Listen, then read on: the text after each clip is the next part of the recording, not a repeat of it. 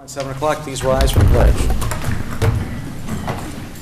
Pledge allegiance To the flag of the United States of America and to the republic for which it stands, one nation, under God, indivisible, with liberty and justice for all. Thank you all. Please be seated. Councilmember Daniele. Present. Councilmember Istvan. Here. Supervisor Albra. Here. Councilmember Norman. Here. Councilmember Rye. Here. Okay, I just want to have one amendment to the agenda, an item for special consideration regarding a lighting district. They want to change their LED lighting. Everybody okay with that? Sure. I present that as a motion. Can I have a second? Second. All in favor? Aye. Aye. There's another What's the other addition. one? The presentation? Yes, sir. Yes. One also for a presentation. Brian? Elaborate on that, please. Yes. We have, I'm going to get my notes here so I don't embarrass myself. That's okay. The ladies here. I know Jean Marie Yep. Nyberry's here, Deputy Commissioner, Director of Community Services, Dutchess County Department of Behavioral and Community Health. She's giving us an update tonight on previously discussed and presented information as we had last year with county assets and the town police on the drug crisis in the county. So she has some new programming and some new information that I thought would be important to our citizens. Excellent. So present that as a motion. Can I have a second? Second. All in favor? Aye. One other thing, Mr. Supervisor, Yep. the felling of the trees, Uh-huh. we're still working on that. We have it on the consent agenda. Okay. We would like to table that. Table it to the next meeting? Yeah. Okay. I'll make a motion. Can I have a second? Second. All in favor? Aye. Aye. Okay. Anything else, guys? All right, we're good. Next up is acceptance of minutes. Town Board regular meeting, June 21st. Present this motion. Can I have a second? Second. Louise, all in favor? Aye. Next up is introduction of new employees. I believe we have one new employee here. Where are you? Come on up.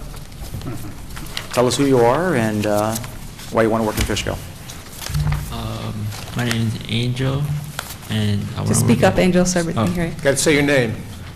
My name is Angel Picard Lopez. I want to work at Fishkill at the Fishkill summer camp. I worked as a CIT there for 2 years, and I really enjoyed my experience. So I want to keep going there as a counselor.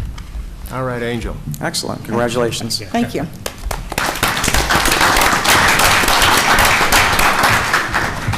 All right, next up is privilege of the floor for General Tyne Adams. Anybody can speak about anything regarding the town of Fishkill.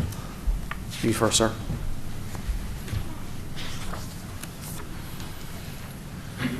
Good evening, members of the board. My name is Eddie Colon, and I'm here representing the town of Fishkill Food Pantry. And I'm here to say thank you to all the members that were there on Saturday. Luis, Mr. Carmine, Mr. Brian, Mr. Greg, and all the others that came from other parts. It was a great turnout, just what I wanted. I wanted both sides, both parties, no politics, just come down there, hold hands and help everybody.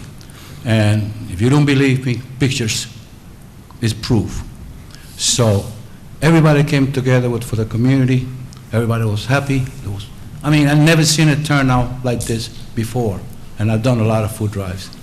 And the general manager for Sam's Club, he was delighted that he met a lot of town's officials from the village, the town, and from people that are running to be civic leaders. So I'd like to thank them. Also, I'd like to thank the Fishkill, Fishwood, Fishkill, Fish Ridge, the Women's Club, for coming that Friday before with a big donation of food. Nice. So altogether from Sam's Club, we collected 1,800 pounds of food and $1,000 in donations. Wow, outstanding. 1,800 pounds of food seems like a lot, but it's not. But you know something? It is something. My motto is I go with a van, it's empty, and if I come back with a can of Chef Boyardee, I'm happy. So again, on behalf of the Fishkill Food Pantry, we thank you for your support. Mr. Brian, Carmine, Luis, Ossie, and Greg, and everybody else that was there present. So great. So thank you. Eddie. Outstanding you, work, Eddie. guys.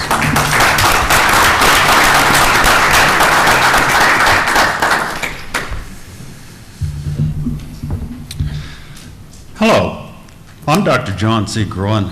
I've lived on Derrick Drive in Fishkill for 24 years. I'm also a volunteer with the Friends of the Fishkill Supply Depot, and I'm here to inform you of the results of a petition we conducted in the 4 short weeks since the last town board meeting. At that meeting, it was learned that the Continental Commons was going to need much more water than was originally claimed, and that apparently the town attorney was okay with that disclosure, saying that the town of Fishkill could provide the higher water demand, even though the accommodation for that extra water would require significant infrastructure changes, a costly endeavor that would undoubtedly fall upon the tax-paying citizens of Fishkill. We in the Friends of Fishkill Supply Depot do not believe this is an appropriate use of taxpayer funds, especially since previous surveys have shown residents of the Fishkill strongly support preserving the remaining undeveloped lands of the Fishkill Supply Depot, precisely as the town's previous comprehensive plan advocated, instead of building yet another strip mall. Sadly, the new comprehensive plan does not seem to have any specific vision with respect to preserving what is likely the most significant historical site in the town and possibly the whole county. The recently adopted version of the new comprehensive plan does state that town residents recognize the value of and will continue to preserve Fishkill's historic and cultural heritage. And I say, yes, Fishkill residents do recognize the value of and want to preserve Fishkill's historic heritage, which is exactly why so many oppose the Continental Commons. What a pity that a majority of those on the town board neither recognize the will of their constituents or their own comprehensive plan. Getting back to our petition, however, it asks people if they support a resolution authorizing the Fishkill's legal department to start court proceedings seeking to reverse last year's ruling ordering the town to extend water and sewer district extensions to the Continental Commons property, especially now that we know the Continental Commons underestimated the amount of water they would need in their original development proposal.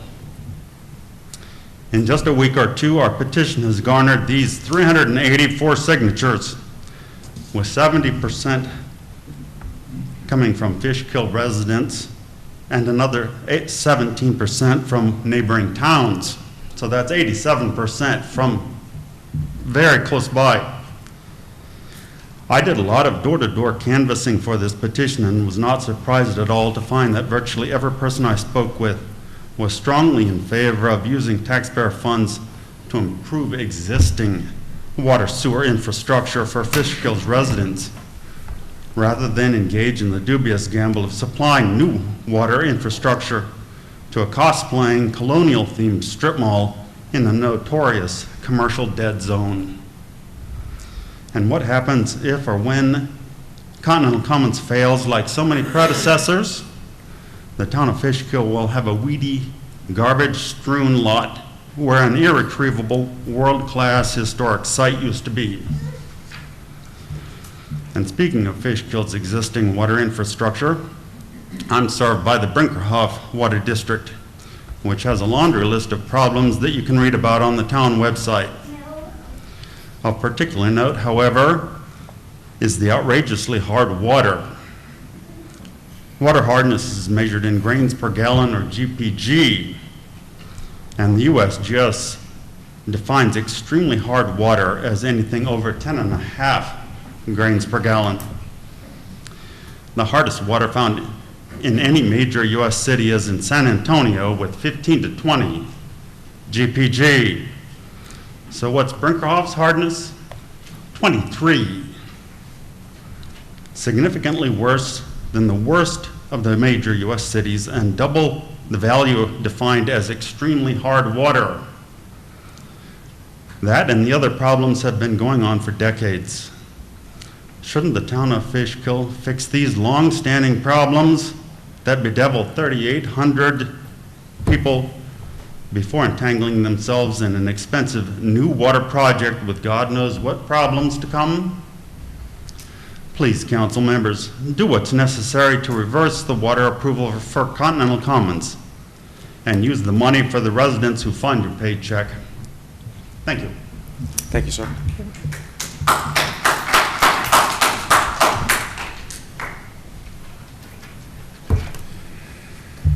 Hi, good evening. My name is Keith Riley. I'm co-president of the Fishkill Supply Depot. As your neighbor in East Fishkill, I'd like to also echo my concerns about the proposed Continental Commons exceeding their water capacity. Water is our most precious resource that affects everyone, and I hope that you recognize the 384 residents and non-residents who signed the petition about this important issue. I'd also like to thank the town board for allowing the policy of non-residents such as myself to speak. We can all work together to find solutions, and these town meetings are vital to maintaining a strong democracy. I'm also here tonight to speak about a related item at the Town Planning Board meeting on July 13, 2023. The lawyer representing Continental Commons is seeking to grant the Fishkill Historical Society a special permit use for its gravesite located on the property. This initial plan was submitted on May 24, 2023, prior to the public learning that Continental Commons did not have sufficient water capacity.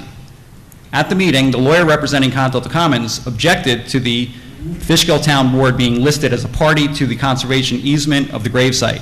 The lawyer also objected to broadening the Fishkill Historical Society's or Town Board ability to conduct its own archaeological investigation of the cemetery. As co-president of the Friends of the Fishkill Supply Depot, I recommend you do not give formal approval without the town board being named as a party to the conservation easement, and the board must have the ability to conduct archaeological studies. This gravesite is located in the grounds of what was once the Fishkill Supply Depot, and we believe that the bodies may be the soldiers who served during the War of Independence. The developer made it clear he is unwilling to pursue further archaeological studies, or that is, at least not until his strip mall is approved. It appears to me the developer is granting these easements not as a gesture of goodwill, but rather to speed up the approval of other easements that he wants to bundle to get his final construction approval for Continental Commons, especially now that the project exceeds water capacity. I may be wrong in my suspicion of the developer, but it is not without merit. In a recent article of the New York Magazine, the developer bragged that he hired a spy to secretly record our Memorial Day tribute, where the Friends of the Fishkill Supply Depot simply read the names of the 90 soldiers who, based on our research, are listed as, quote, died in Fishkill. We believe they may be buried in that very grave site. In the article, the developer also seems excited to share his dream for many years is not merely to build an IHOP, but also to, quote, destroy the Friends of the Fishkill Supply Depot. I'm confused why the current trustees and myself are the subject of the wrath of the developer, but we will continue to offer our outreach to work with the developer to find the truth of who's buried on the site. It is his land, and we respect the rights of the property owner. But this is the last 10 acres of undeveloped land of national importance. We simply advocate for an updated archaeological study, especially now the trees have been clear-cut, that to help us better understand and recognize the service of the ordinary who did the extraordinary. Meanwhile, the Fishkill Historical Society has long maintained a stance of neutrality regarding the development of the site.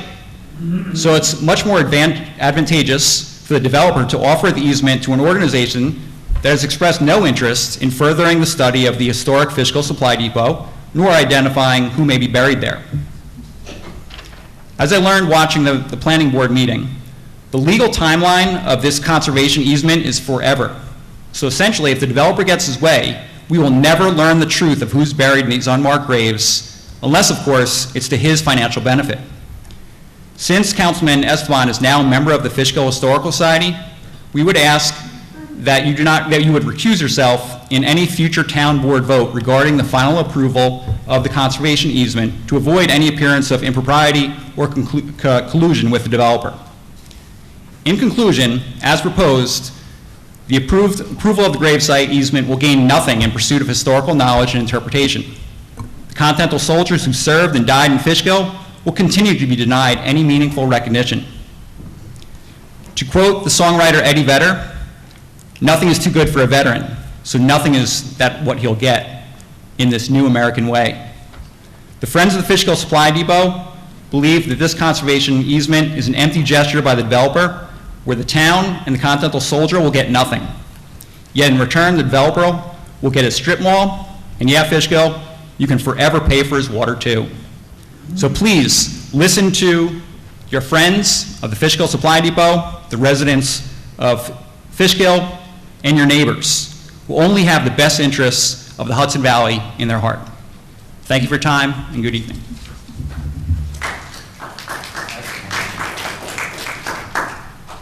How you doing? My name is Rob Bucari. I'm a teacher, a local teacher. I've spoken many times before. I'm also a co-president of the Friends of the Fishkill Supply Depot. My colleagues have already stated the importance of this impact of water capacity with Continental Commons, so I'm not really going to discuss that. But I do want to turn your attention to something else.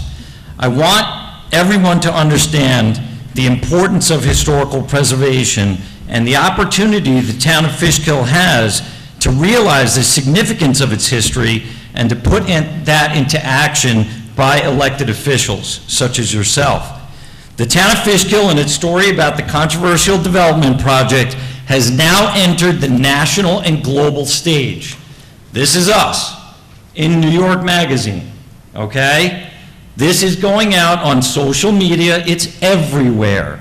So the world stage is now upon you. The article is being shared everywhere. The 250th anniversaries of the American Revolution are coming. The federal agencies, local museums, the nation's history community have already begun planning. Beyond simply celebrating the revolution, the semi-quincentennial is what we call that, commemoration is also an opportunity to share American history in ways that fully explore the significance of local history and its connection to the complex events of our nation's past. The 1976 bicentennial, and most of us were alive back then, and I actually remember it, transformed how Americans connect with history and understand our national story. When the federal government began bicentennial planning toward an unquestioning celebration of the American achievement, communities across the country responded with a vision of American history that included a wider range of voices, correcting gaps and silences in the mainstream historical narrative. Things like the Fishkill Supply Depot is something that has not been discussed enough. Grassroots efforts led to the creation of thousands of new museums, historical societies, and history programs that shared a more complete story of the American past. These institutions and programs form an important part of today's history infrastructure and increase citizenship and pride in local communities. Fishkill has a chance. You have a chance to get this decision right for all the nation to see. My life has been committed to the preservation and teaching of history, and I hope I'll be remembered for that when I'm gone. What will the town of Fishkill representatives be remembered for? Allowing a parking lot or celebrating our nation's incredible history with the our town's incredible history with the rest of the nation? Thank you. Thank you. Ms. LeGoy? Hello. Ann, and I just want to thank everybody for their comments. One thing that is very concerning to me, included in this particular article as well as another local article, the developer has outright claimed that there are no graves.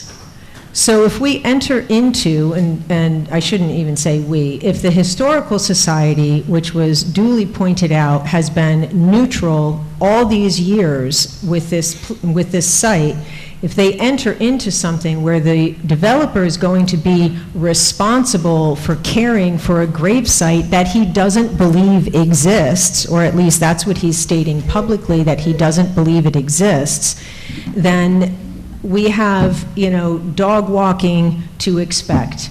And we all know what comes with dog walking, and what a shame and disgrace for this town if we do not fight this tooth and nail till our dying breath. And shame on, I can't even believe that it's been, 15 years that we are still at this, and now we're at a point where we're having to, discuss the obvious, which could potentially cost each household in that district tens of thousands of dollars over the upcoming years. Let's say you vote to not, it's true, tens of thousands of dollars. I'll give you an example. When the village was going to put in their monstrous, or it shouldn't say the village, when there was a project for numerous units, Florence Avenue, and I'm on the corner of Florence, we were going to be paying $1,000 a year for the next 30 years so they could hook up to the water. And that's regardless of whether we hooked up to it or not. We're on a well. So I kid you not when I say it could potentially cost these tax-paying citizens thousands of dollars. So to join forces, for a conservatorship to protect graves that this person has publicly denied exist, I think is a very dangerous proposition. Thank you, ma'am. Mr. Stark? Good evening, members of the town board. I'm Jan Stark, resident and taxpayer in the town of Fishkill.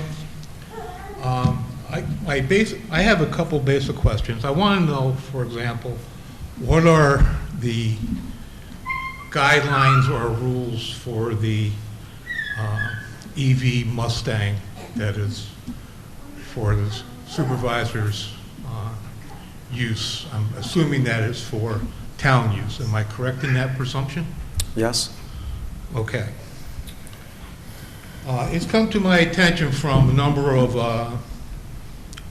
folks, town residents, town workers, that the supervisor is using the car to go to citizens' houses to promote his election or re-election campaign, handing out business cards,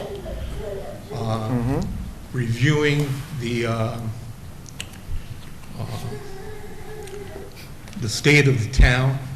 Correct. Okay, which was an extremely political commentary because it made it sound like the supervisor did all these changes without any support from the members of the board.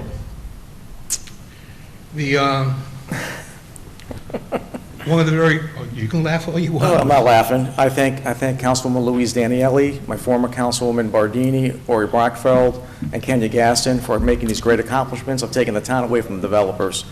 But you can continue. Oh, thank you. Boy, that sounded like Matt Gaetz. But one of the disturbing things, if the car is supposed to be used for official town business, going to residents' houses with it and handing out your business card and spewing election campaign information. And that's a lie. Excuse me. I'm telling you, you're not going to come here and lie. So that's not going to happen. Are you going to allow me to finish? Not if you're lying. I'm not lying. Yeah, you are. No, I'm Yeah, not. you are. Well, you have, well, Go on. Yeah. Go on, sir. recently, because the car is supposed to be used for official town business,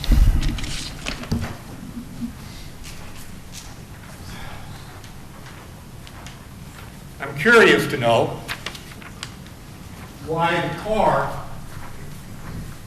the town car for official business was, you can pass that around, Becky, please. Sure, absolutely.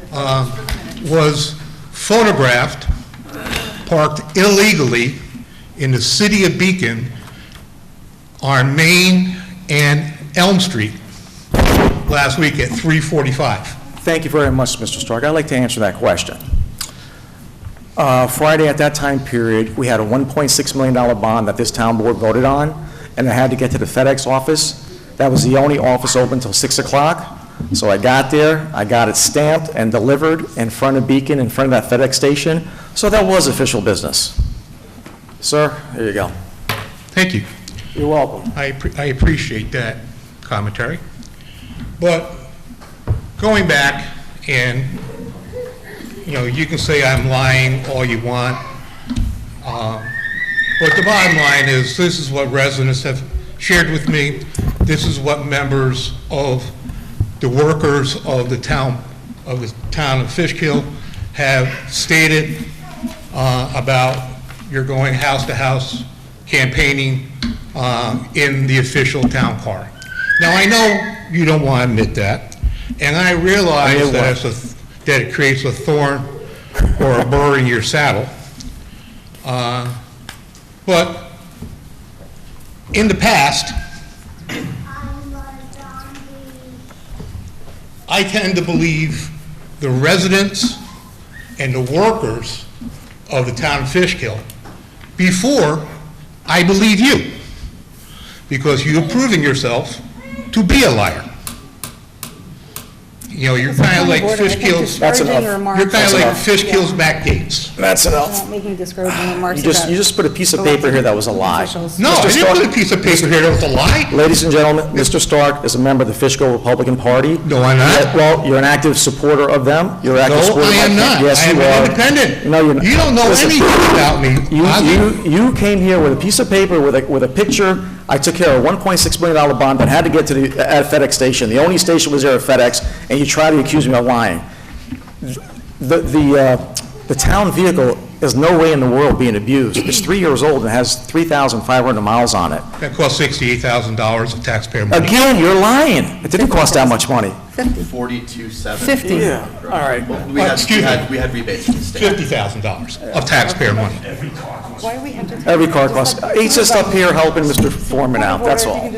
When other public officials don't have cars. The town of Fishkill supervisors had a car for the last 25 years. I don't know what you're talking about. They were taking cars home. I don't take their car home. Fine. Matter of fact, where were you when the Republican supervisors were taking the cars home? You never came up here and said they shouldn't take those cars home. Well, You've been doing this for 25 years. I've seen you since 2008, 2004. First of all, I wasn't aware. Of course not. Anybody else like to speak? Of course, you know, you just want to shut people up that you Nobody shut. disagree You've with. been speaking for 5 minutes already. No one's slowing you Well, down. other people have talked even longer. You brought a piece of But the paper other here thing- trying to accuse me of but the other lying, thing that going bothers vegan. me is that- Everything bothers you. The other thing that bothers me Mm-hmm. is what these people from the Continental Common survive, you know, not Common, but, thank you. That if the town is looking to support this expansion of a water district for the Continental Commons, then why can't we find the money to extend water lines along Red Schoolhouse Road so that we can have fire hydrants to protect our neighborhoods? Now, that's a fair question. Thank you. Yes. So why can't we do that? If we can spend it for the developer, why can't you develop? I didn't vote, Councilwoman Lewis and Danielle did not vote to help the developers make more money on the taxpayers' dollars. Absolutely not. Okay, so, But no, you make a good comment, and one of the things we're trying to do, Mr. Stark, is that we passed our comprehensive plan. So there's a lot of things that are in there that you don't get grant money for unless it's in your comprehensive plan. For example, the DWSP2 program that we're doing to protect our aquifer, even though you have a private well, it's going to protect your well. It's going to allow us to not only combine, put grants in for, first we're going to start with the areas that are closer to the well fields. So those people that have their own private well and their own private septic systems will be getting that money first, so we can connect them into the municipal water and sewer district, so there's no contaminants in the well, so the residents have better water. And then we're going to work our way throughout the town of Fishkill. But that's being worked on. We just passed a comprehensive plan in May to do that.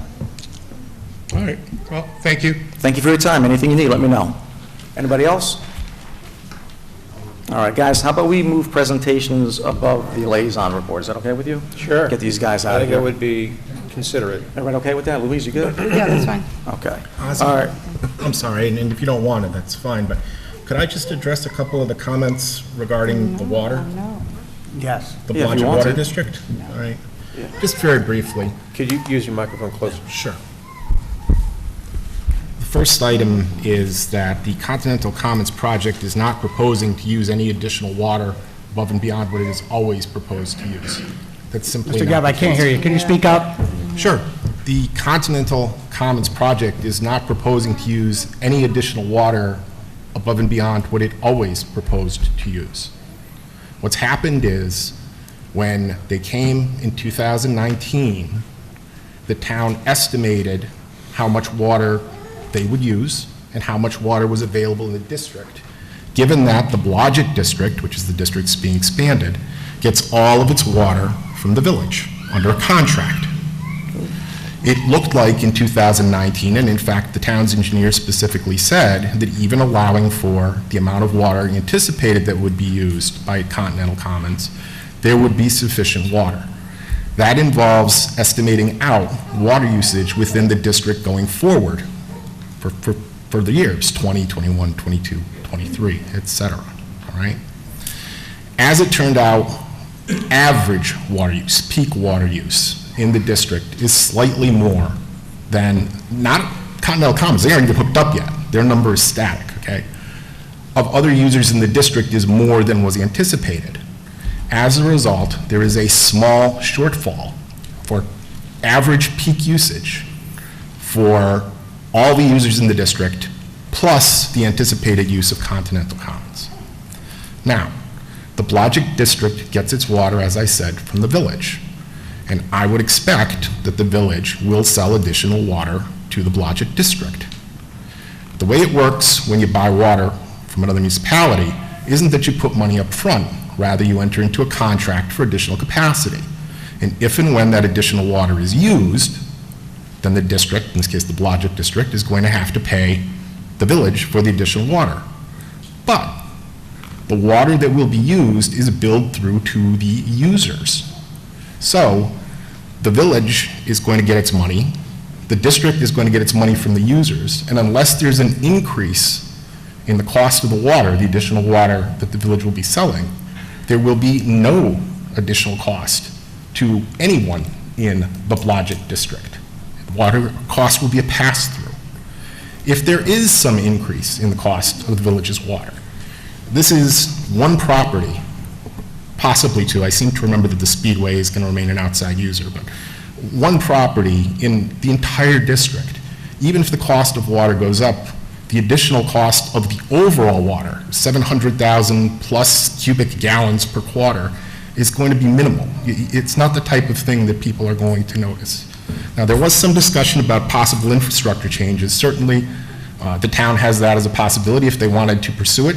If for some reason the village refused to sell water, or if the town felt that the infrastructure changes would be more cost effective, they might go that way. But 99% chance, the water, 99.9% chance, the additional water is going to be brought from the village, and there's not going to be any cost increase here.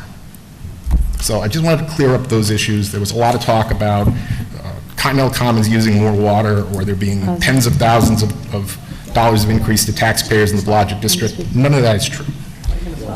Yeah, just for a second. No, I didn't say that. So, Hold on a second.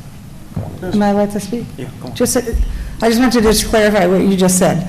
So, they did not have capacity. No.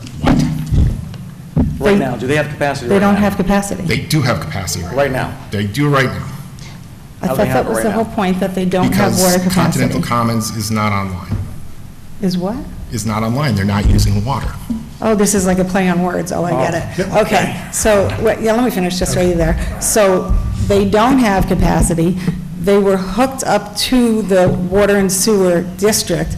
You're implying that it's not going to cost money. I don't know who would give anything for free, but unless you know someone that will give something for free. Makes no But sense I to don't, what you're saying makes no sense, Mr. What I'm Gaba. saying makes perfect sense. What It you're makes saying perfect is- sense if you work for Continental Commons. That's what makes perfect It sense makes to me. perfect sense if you know Yeah, anything about how so- a water district works. Yeah, I think that we need to revisit that entire statement that you said today. Mr. Supervisor, It's amazing. may I speak? I was not planning on speaking tonight, but for the record, my name is David Cooper. I'm a partner with the law firm of Zarin and Steinmetz. We are the land use attorneys for Continental Commons. I think I was the the attorney that the gentleman was referring to that was appearing before the planning board. I was here to listen to this conversation, but I just want to bring one fact to the board's attention because there's been a conversation about potentially revisiting a lawsuit from 2019 based on some fact about no capacity. The village of Fishkill has indicated, there is a letter that Labella has dated June 11th, 2023, that indicates they have 2.3, let me just get the number right, there's 4.2 million gallons per day available water that they produce. Only 2.7 million of that is used. They have plenty of water to provide to the Blodgett district or to the site just directly. So Mr. Gabba, who I haven't had any conversations about this with him before, I've emailed, but he's, haven't had any conversation. He said 99.9, it's 100%. There was absolutely, the village has already said they will provide the water. So the discussion that there's some deficiency or there's some issue with water, whether it's 2019 or under 2023 projections or future projections, it's academic because there's enough water and the village is willing to provide it. And so at the end of the day, if the town were now to try to relitigate that or whatever they want to do with the court, I don't think the court's going to be very happy with providing facts that just aren't true. So the only thing I could say is, look, if the debate here is whether or not there's sufficient water to service the Blodgett Water District, because again, it's not Continental Commons that the issue, it's the issue of the district itself, the benefited users, all of the users, right? That's where the costs are attributed to, not taxpayers, not the entire town, that district. If the question is, is there enough water to service that district? The answer is unequivocally yes. No, it's not, because the project manager is saying we're 50,000 short a quarter. All right? Now, you're saying they're not online. I don't know what the difference is in the semantics on that. The difference is this: in order to get water above 700 cubic feet of water per quarter, you're going to have to amend your contract with the village. And I believe the village will do that. My question is, hold on a second. If they were online, would they be over capacity right now? Well, that's a good question. The memo that I got from Paul Bozak gave totals for peak average capacity. And in 2017 through 2019, peak average capacity was 621,439 gallons per quarter. If you just look at the years 2020 and 2022, peak average capacity per quarter was 7,882 per quarter over. If you take the 5-year average for peak average, 2017 through 2022, you come out at 696,842, under the total amount that you have now. Now, water usage varies. Sometimes water usage varies. There's 2 new buildings up. There's the most recent Regency building, and then there's an apartment complex that went up. But right now, today, if they were in the district, would they be over, regardless of the villillage or anybody else? Depends on what your meter reading is. But also, that's not a fair question, because the project is... Let me just, I'm not just getting into debate with you on this. All I want to say is, the usage and the project is phased, right? That assumption assumes peak, full development, and peak usage, every single user, right? Because what you do is you study the worst-case scenario, right? So the question is, well, if you were hooked up today, would they be over? The answer is no, right? Because the phase, you got to the phase, the project's got to be built and it's going to be phased in. Also, let me say, this board is the manager of the water district. The board has an obligation to provide water to each district member. Now, this board put... That you're correct on. Yeah. Right. The town board voted to allow them in a water district. Paying Mr. Bozak to do that costs about $3,700. So the residents of that district are already paying for this. I don't know what this is. When you say this, you mean they're paying for water, Blodgett right? Water District. Right. That's So they're paying for That's a water. calculation that Mr. Bozak dealt with. But members of the board keep saying somehow that there's some added expense that you can attribute to Continental Commons for water. There isn't. What you're saying is, yeah, the water district made improvements to service the existing district members, not a future member, right? And as a manager of a district, that's your obligation under New York State town law, Correct. right? So just by the fact that there is water out there that's available, that you can purchase, which, by the way, under your contract with the village, you're already permitted to. You don't even have to amend it, but you're supposed to amend it each year anyway to increase the allowable or the maximums to reflect the users, right? So you can already do this. But when you do that, you charge it to the district members. That's all. It's the benefited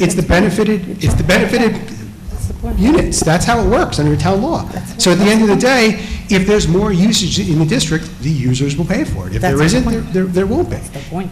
All you're describing is any district. Politically, I don't know why Continental Commons is the issue here. They're not causing any additional cost, and there is ample water to be purchased. So at the end of the day, there really is no debate, right? There's an obligation for the town to do it. Oh, if the town has to do it, we have to do it. Thank you, Mr. Sorry, President. thank you. Anybody else?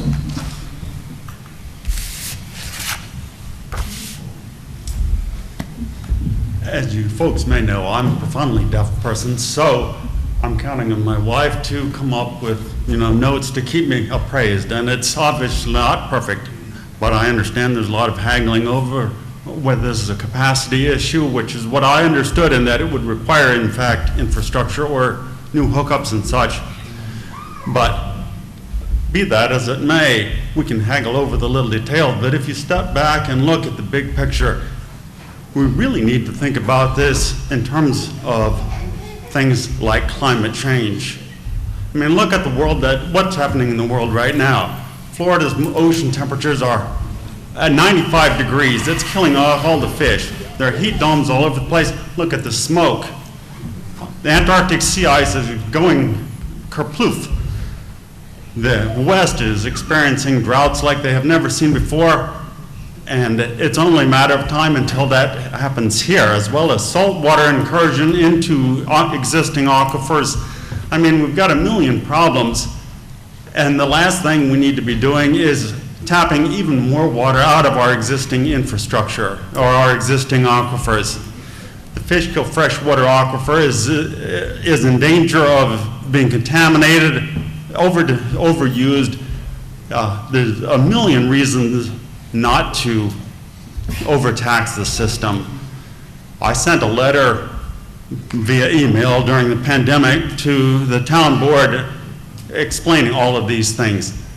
And I would like to forward that that same letter to every one of you so that you can read it, since there are new members and such.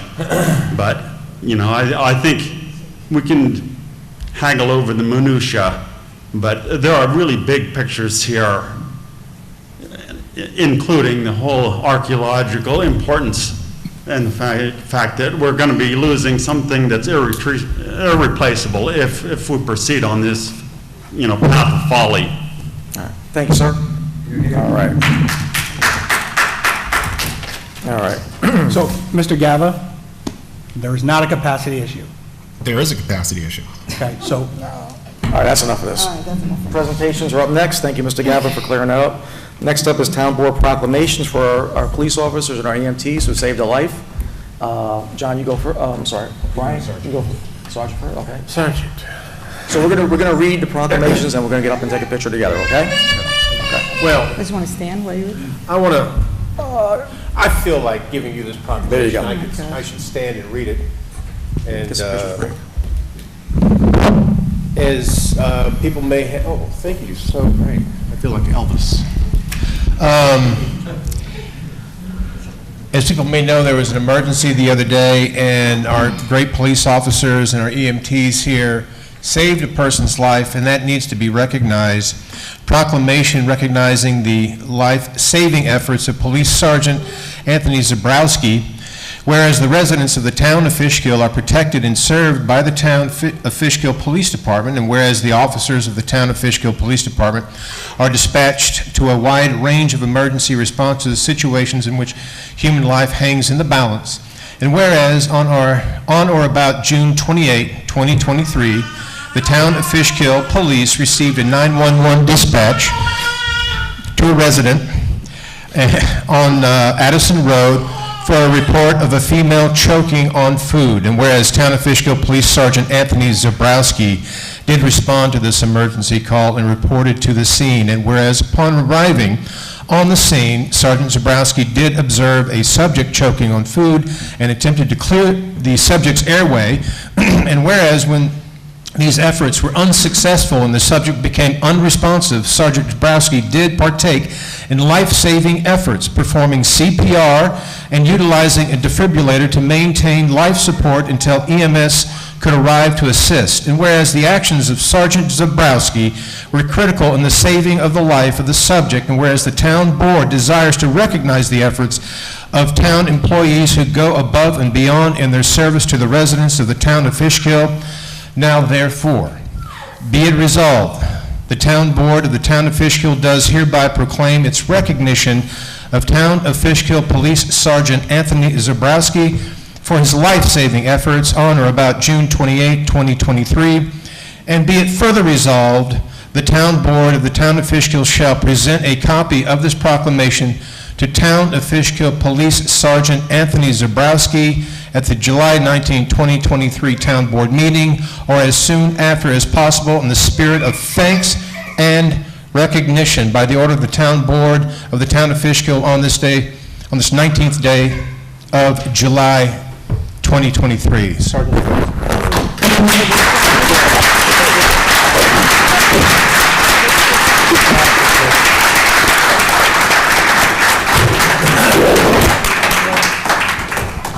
You're up, John. Okay, I'm going to sit for this. And this proclamation is going to sound really similar to the one you just heard. Proclamation recognizing the life-saving efforts of police officer Ken Anderson. Whereas the residents of the town of Fishkill are protected and served by the town of Fishkill Police Department, and whereas the officers of the town of Fishkill Police Department are dispatched to a wide range of emergency response situations in which human life hangs in the balance. And whereas on or about June 28, 2023, Town of Fishkill Police received a 911 dispatch to a residence on Addison Road for a report of a female choking on food. And whereas Town of Fishkill Police Officer Ken Anderson did respond to this emergency call and reported to the scene. And whereas upon arriving at the scene, Police Officer Anderson did observe a subject choking on food and attempted to clear the subject's airway. And whereas these efforts were unsuccessful and the subject became unresponsive, Police Officer Anderson did partake in life-saving efforts, performing CPR and utilizing a defibrillator to maintain life support until EMS could arrive to assist. And whereas the actions of Police Officer Anderson were critical in saving the life of the subject, and whereas the town board desires to recognize the efforts of town employees who go above and beyond their service, in their service to the residents of the town of Fishkill.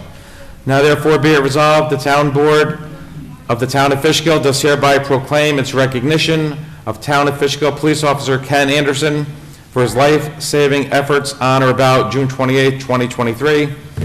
And be it further resolved, the town board of the town of Fishkill shall present a copy of this proclamation to Town of Fishkill Police Officer Ken Anderson at the July 19, 2023 town board meeting, or soon after as possible, in the spirit of thanks and recognition, by order of the town board on the town of Fishkill, on this 19th day of July 23.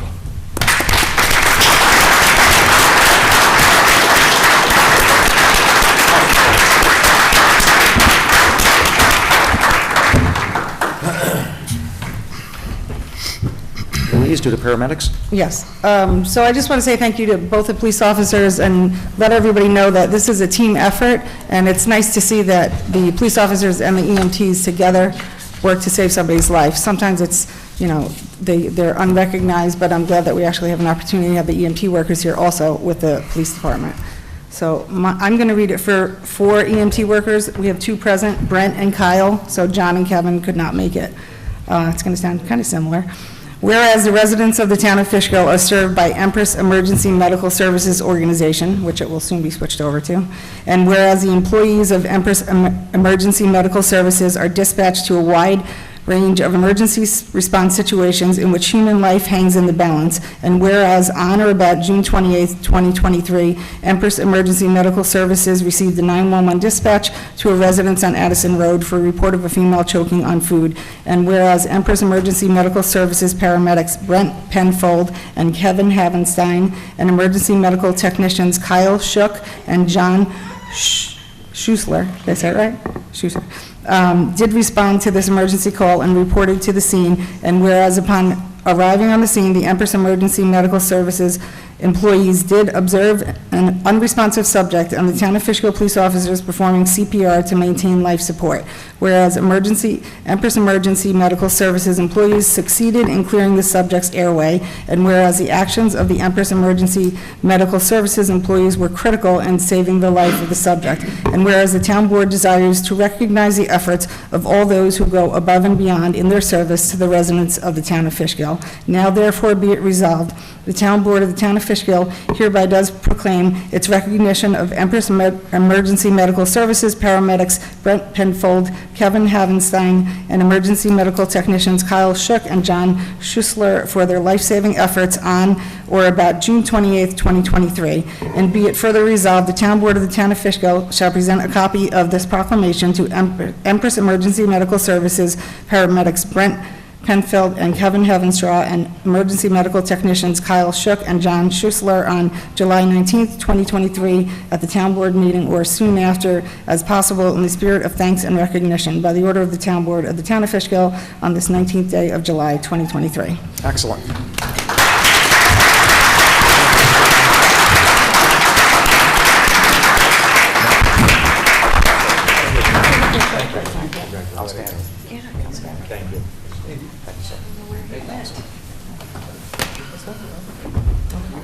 Thank you. Do you mind taking that?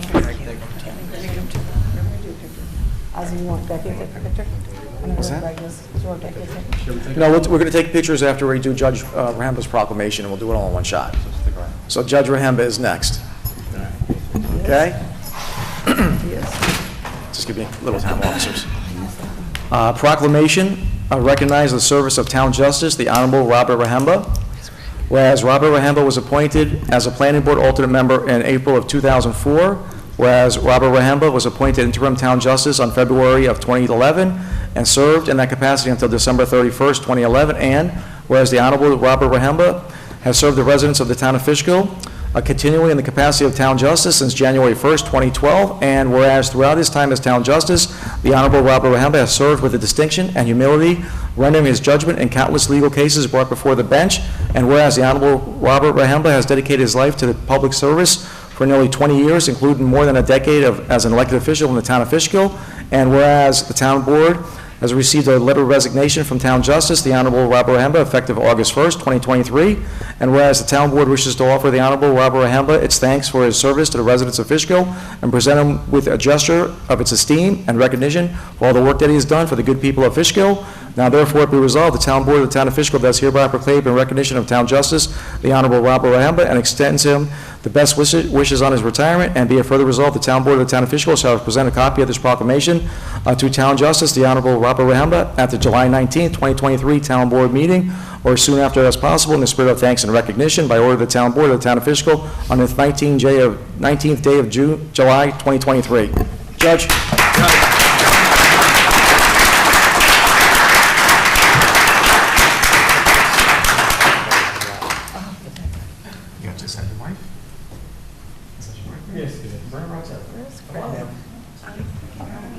Let's take a picture with the judge. I will give you all officers and antiques. Becky, can you take it with the camera? Yeah, absolutely. I don't know where Greg went. He's MIA.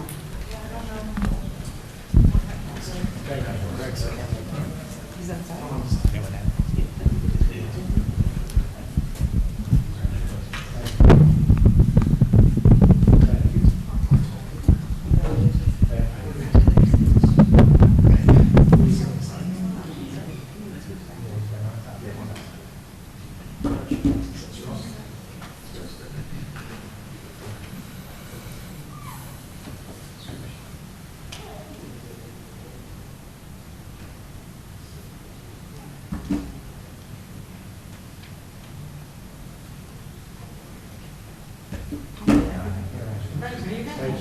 Thank you.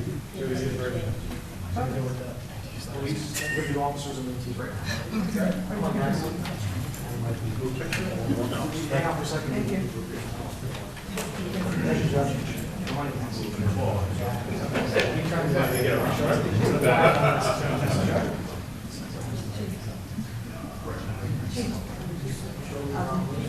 Chief. Come on, these are your guys.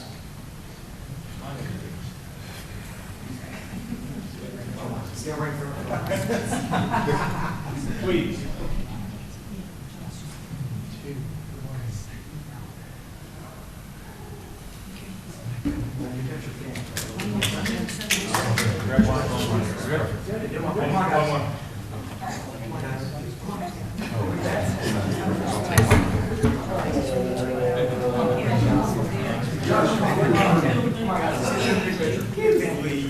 Your Honor. Your Honor. I was on level one. Order in the court. Order in the court. Everybody. Squeeze right in there. All right. I've got to stand right there on my phone. 3, 2, 1. Excellent. Good.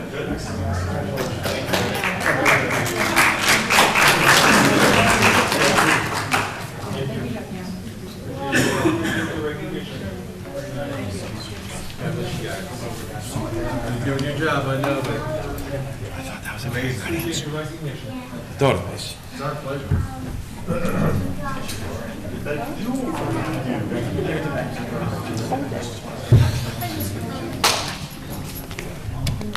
Right?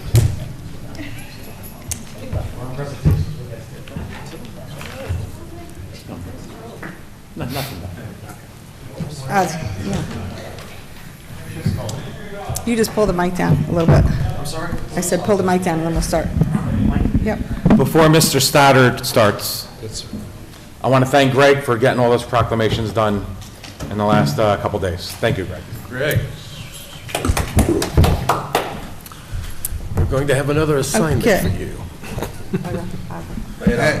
And, excuse me, so I'm Matthew Stoddard. Wait, if you don't mind. Oh, I'm I'll just- sorry. Sorry. I like to.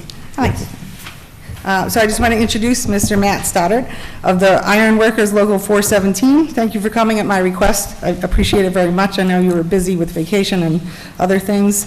At the last meeting, the Chamber of Commerce was invited to speak by board members, an organization that is, quote, the Union for Businesses, as stated on their website. The majority of the board decided they wanted the town to become members of the Chamber of Commerce. I disagreed and felt it was an avenue for politicians running for office to network and attend functions like breakfasts, which I hope is not on the taxpayers' dime.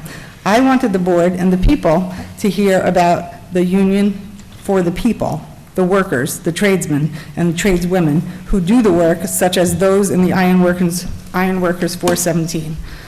So if you don't mind, can you give us an overview of the benefits of being in the union and describe the apprentice program for the town of Fishkill and anything else you'd like? Absolutely, and I want to thank the board for allowing me to come and speak. But before I do speak, I just want to say I thought that was tremendous, this board recognizing these heroes like that. That was well done. So listen, my name is Matthew Stoddard. I'm the business manager of Local 417 Iron Workers. And I want to thank you for the invite, and I just wanted to speak a little bit about the benefits of using local labor on local projects. A lot of people don't understand actually the benefits of keeping all these jobs local, especially from municipalities, school districts, and other government agencies. They will be prevailing rate jobs anyway. And what the unions can do for any municipality, any school board, any government agency is would be, we will keep all the jobs local. You will be able to hire local people on local projects. We will actually save the municipalities, the school boards, and the government agencies money if they're joined on to a project labor agreement or apprentice agreements. So what are some of the benefits? The benefits for the apprentice agreements are that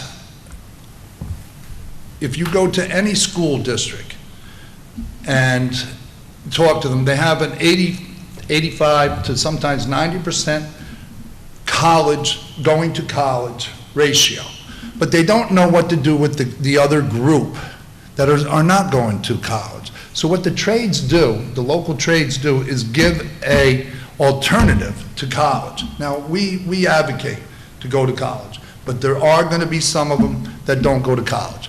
The ones that don't go to college can still become a productive member of the society, work where they live where they work, make a decent wage. It's prevailing wage anyway, and have a great career with health care. And at the end of the career, at the end of the rainbow, they'll have a pension. It's a great opportunity for our young men and women in the area. Now, we cover 6 counties: Orange, Rockland, Dutchess, Putnam, Sullivan, Ulster. We're the Hudson Valley, and there's the Hudson Valley Building Trades, which there is 13 to 15 of them. But we consider ourselves local labor. And again, on the local labor, we would, let's use the multiplier. So what's the benefits for a town board or a county or a school board? The benefits are that every job would stay here. So it's called the multiplier. And what the multiplier is considered, it's an equation. And what it is every dollar made in a community goes around that community sometimes 5 to 7 times. So what that means is if I made the dollar here, and then I go to the grocery store, and then I go to the movie theater, and then I go to the anywhere, but we're going around the tailor, wherever, the cleaners, wherever we're going, these dollars are being transferred in there. So if you have a $100 million job going on in your community, it's technically working. If you put local labor on it, it's going to spend $500 million. It's going to be transferred around your community. There's many other things. So signing on with the project labor agreement or the apprentice language also, because prevailing rate is prevailing rate, which is New York state law, which states what it is. But with signing on to the apprentice language or the project labor agreements with the building trades, with local labor, it actually gives you a discount. It gives you, we do concessions on these jobs. And the only way that there's only one way and one way only that there can be any concessions made on a prevailing rate job. And that is through a project labor agreement. Otherwise, it's illegal to do it. You cannot do it. The other thing is, and here's my pet peeve, is without any kind of local labor language, it goes to the lowest responsible bidder. So that means you have no say in who gets that job. All it is whoever comes in with the lowest number by law, by New York State Department of Labor law, you have to give it to that guy with the lowest number. Now, that guy could be from Kentucky, he can be from Florida, he can be from Tennessee, he can be from anywhere. He does not have to be here, and he does not have to hire not one local person. You are taking our tax dollars that are funding these projects, and we're taking them, and we are sending the money, and we're funding other states. It doesn't make sense. And there is no, and I don't care what side of the aisle you're on, it's irrelevant. Nobody, there's nobody out there that says we shouldn't have local people on local projects. It's just, we can do it. We have the people here that can do the work. Why are we taking the chance and letting it go to all these other states, which it happens every day. I've been doing this, I've been in the office on 417 for the last 16 years now. The amount of jobs that go out of state is unbelievable. You will never believe the amount. And the amount of jobs that are prevailing rate jobs that are coming from your municipality, school boards, and whatever, excuse me, there's so many of them that are breaking the New York State Department of Labor laws. This, I'll use an example. We had BOCES in Duchess BOCES. They were going to use local labor language on there. There was going to be a project labor agreement. At the very end, they decided not to. The job actually came in for more money than what it would have came in on, and the very first guy they caught was a site guy who was cheating, paying his workers under the prevailing wage. They went from it was going to be an all-local job. The GC was from Connecticut. The steel guy was from New Jersey. The concrete guy was from Pennsylvania, I think. And there's no laws on it. There's no way to control that. The only way to control it is to use local labor on local projects. Now, the other thing is, let's think about the apprentices. Let's think about our children. Let's think about the young men and women graduating. We take in, as the building trades, we take in roughly 300 to 350 young men and women every year into the apprenticeship programs. I consider that number to be making us probably one of the biggest employers in the Hudson Valley region.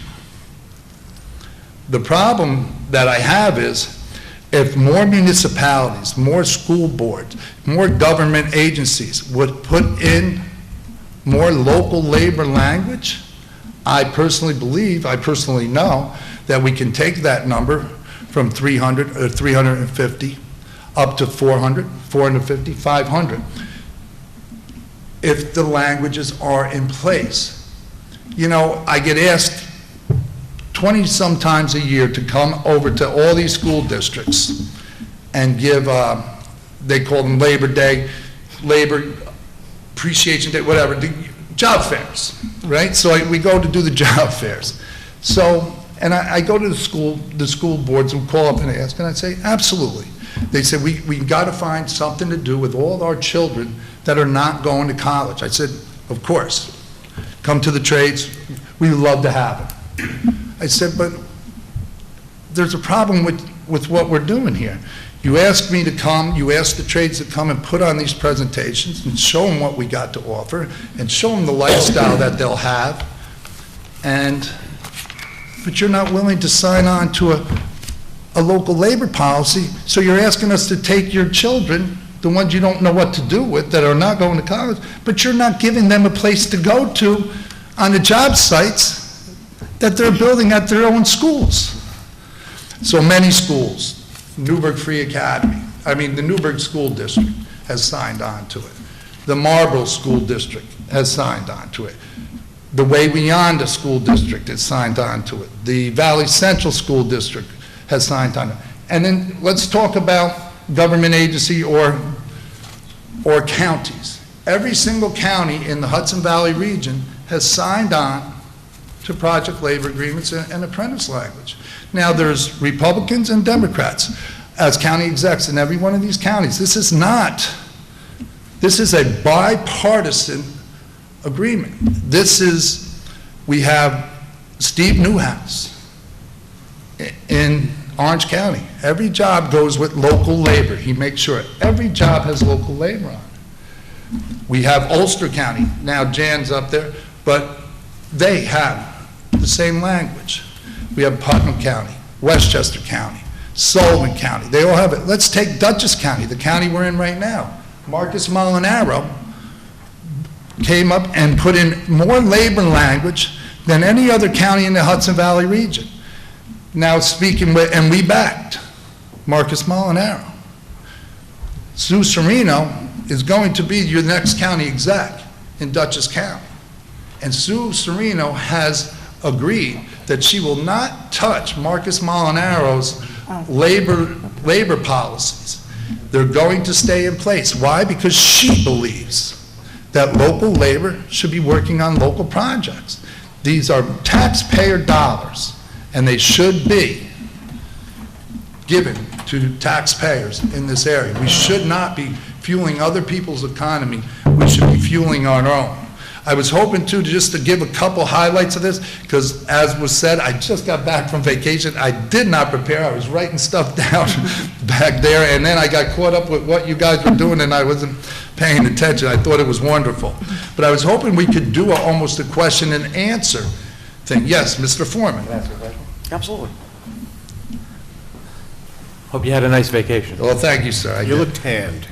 So, just so people who understand prevailing wage, so Yes. a municipality is going to put up a multi-million-dollar complex, you know, whatever they're going to build. Yes, sir. Is that when prevailing wage comes in? Yes, well, here's what, prevailing wage comes in whenever the job is funded by taxpayer dollars or Right. gets certain grants from the state or from the county or from some municipality. Got it. Yep. Now, a private company is going to build wherever. They're not necessarily have to fall under the standard of prevailing wage. No, sir, they do not. Okay. That's a private entity, and they can do what they want with it. The only time that you have these kind of policies are in place, most of the time, are on taxpayer-funded projects. Right. Now, but let's go to IDAs, industrial development agencies. Now, we have all them giving these tax exemptions to all these companies, these warehouses, many different projects, a couple over here, Red Amazon, Tail. Fishkill. Yes, right, and we did the same. All the Amazon ones, they have all code names, like nobody knows what they are. The one over in Dutchess was Red Tail, the one over in Montgomery was Sailfish, and so on. But, so what they do, and I also sit on the IDA board in Montgomery. What they do is what we've done as a board. We voted on it. And what we said is, listen, if you're going to get if you're going to get exemption from paying certain taxes, you have to use a certain percentage of local labor. Now, it's not saying union labor or open shop labor, they're saying local labor. And I think it was a great thing. Now, every IDA board has joined on to that, just so everybody knows. Including that. Dutchess? Including Dutchess. Okay. Dutchess is actually revisiting theirs. So, real quick, I sit on the Montgomery one. If local labor comes within 30% of the out-of-state, because now let's just talk about these warehouses, because that's what a lot of these jobs are. And nobody likes them, not even the trades. But if they're going to be built, they still should be built with local labor. So, what we had said was, if you're going to get tax abatements, local labor, if local labor comes in within a certain percentage of the out-of-state labor, you have to give it to local labor. Because you got to remember, local labor and our local contractors are going against, they're competing against guys from Tennessee and all these other places that it's not a level playing field. They're coming up here, they're paying their workers less, they don't have the same comp, they don't have any, all these things are not equal. So what they did, each IDA, Dutchess County IDA, Ulster County IDA, Orange County IDA, Montgomery IDA, Westchester County IDA, every IDA has now signed on to local labor on local projects if you get a tax abatement. And what they do is we have a geographical map that states you can be from these areas, and it's the Hudson Valley region. Now, and what it says is the contractor actually does not have to be from them areas. They would prefer to be from that area, but if they're not, they still have to hire 80% of local labor. Not union labor, but local labor. But it's still, it keeps our money here in our community. Yes, Well, sir. Hey, how are you? Matthew, you and I have met quite a few times. Yes, sir. It's okay, you're just back from vacation, so Yes, sir. you're forgiven. Last time might have been at a Brian Marr event across the river. Oh, yes, yeah. And, I was on the phone with him the other night. oh, okay, good. So this is a union card. I've been a member of a union since 1988. Okay. It's the Screen Actors Guild. Closest I've come to an iron worker has been a casting director. But anyway, I'm very sympathetic to unions. I just voted for our strike, and that's the whole thing. I haven't been in a film or auditioned for ages and ages. Anyone out there? Anyway, Just a few questions. How many members do you have in the town of Fishkill? Do you know specifically if you have? Well, I can tell you this, and this is how we look at it, because no, I didn't break them numbers down, and I apologize. And I would love to have known that. I probably should have. Yeah. But in the Hudson Valley region, there's probably 10,000 construction workers in all the trades. Yeah. In the Hudson Valley region. And do you know Alan Seidman? Do you work with? Yeah, from the CCA. He and I are buddies, and he's head of the Contractors Association. Yes. And he's very respectable, highly major integrity. Do you work with Comptroller DiNapoli at all? Yep. He's awesome. He was Yes, at he the is. Dutchess Chamber breakfast this morning, complimenting the chamber on its engagement and its union involvement, and that's something to be proud of. Do you know about, since you're so involved, and I know you are everywhere, and you know Sue Serino, you know her commitment to apprenticeships at the U. Are you familiar with the U? No, not 100%. Okay. But Well, let me tell you about it, Yes. because I created a liaison to the U. The U is the Youth Opportunity Union. For good or bad, the county committed $20 million to taking over an old YMCA up in the city of Poughkeepsie to bring all youth programming under one roof. And, okay, fine, that sounds like a great concept, but if we have a kid here in Fishkill that can't get there, what are you going to do about it? Because they need to get there. And one of the things I've advocated, and I even have talked to the county executives, I said we have to have apprenticeships there. People have to, these kids have got to not just come here for whatever service they may need, but how about a future job that means a lot in everything that you've said, and I certainly understand. So I will give you my card if you want to talk about the U and how we can partner on that, because it's a long way off. They need 40 million more bucks, in order to make that happen. But we need apprenticeships, and Sue Serino agrees with that. So that's a very good point right there. Yeah, that's for the politics. So You can go first. I like your presentation. I'm certainly glad you were invited. We have a lot in common.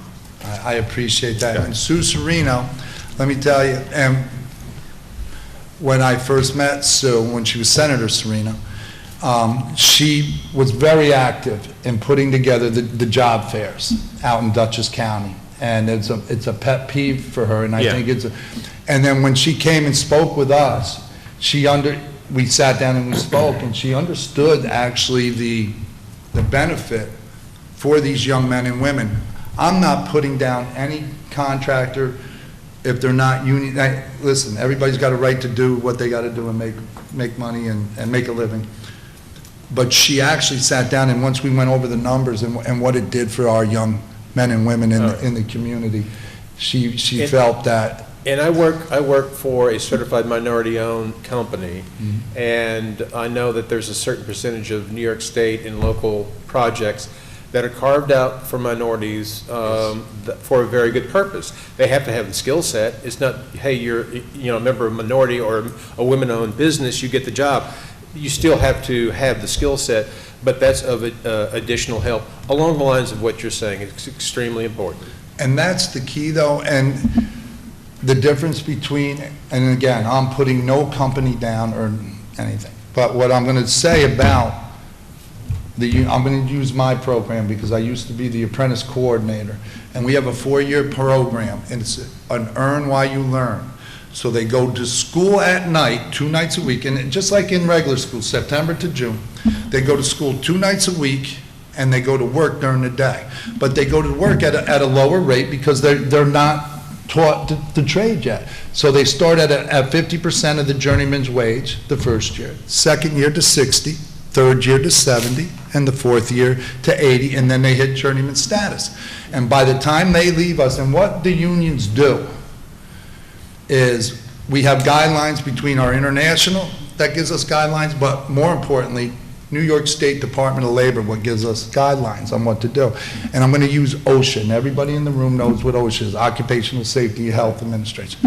OSHA is about the safety on the job. So New York State demands that you give every worker that's going to work on a New York State project 10 hours of OSHA training. We give OSHA 30. We go above and beyond. That's important. It is, it is. And how do we know that the teachers that we have teaching are, just like in any school, the teachers that are teaching our young future ironworkers, if they're teaching them right or not? Anybody could, if I could teach them something different than you. So what all the unions, internationals have done is they have whichever trade you're in, you have a guideline. And it's called the Train the Trainer. And we send every one of our teachers that are ironworkers out to Michigan every year, and they learn how to train. And we're training the correct way across the country. So even if an iron worker from California moves to New York, to Fishkill, New York, he has been taught the same exact way that we taught the rest of the iron workers we're going to send to Fishkill, New York. It's a very good program. And the program for our apprentices, I'm very passionate about it because I ran that department for many years, and we've taken so many kids that really didn't know where they were going and what they were going to do. And I hate to say it, when I was 18, I was one of them kids. And Maybe me too. And we gave them direction in their life, and they became more productive members of our community because they have something now. They don't just have a job that might be there tomorrow night.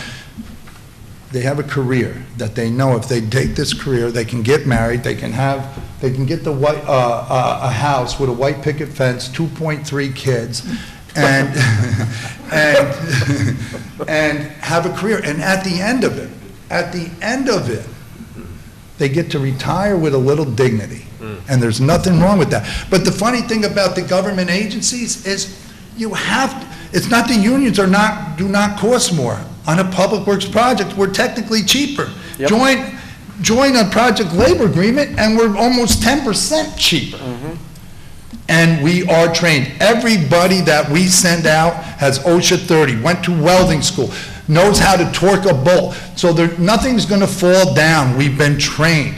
Our facility is state of the art. We got grants from New York State. Our Contractors Association, which is Alan Simon, had thrown in a certain amount of money to help build this building, this facility, and it's state of the art. And what this building does, no matter what we do in the field as iron workers, we do it on a smaller scale inside that school.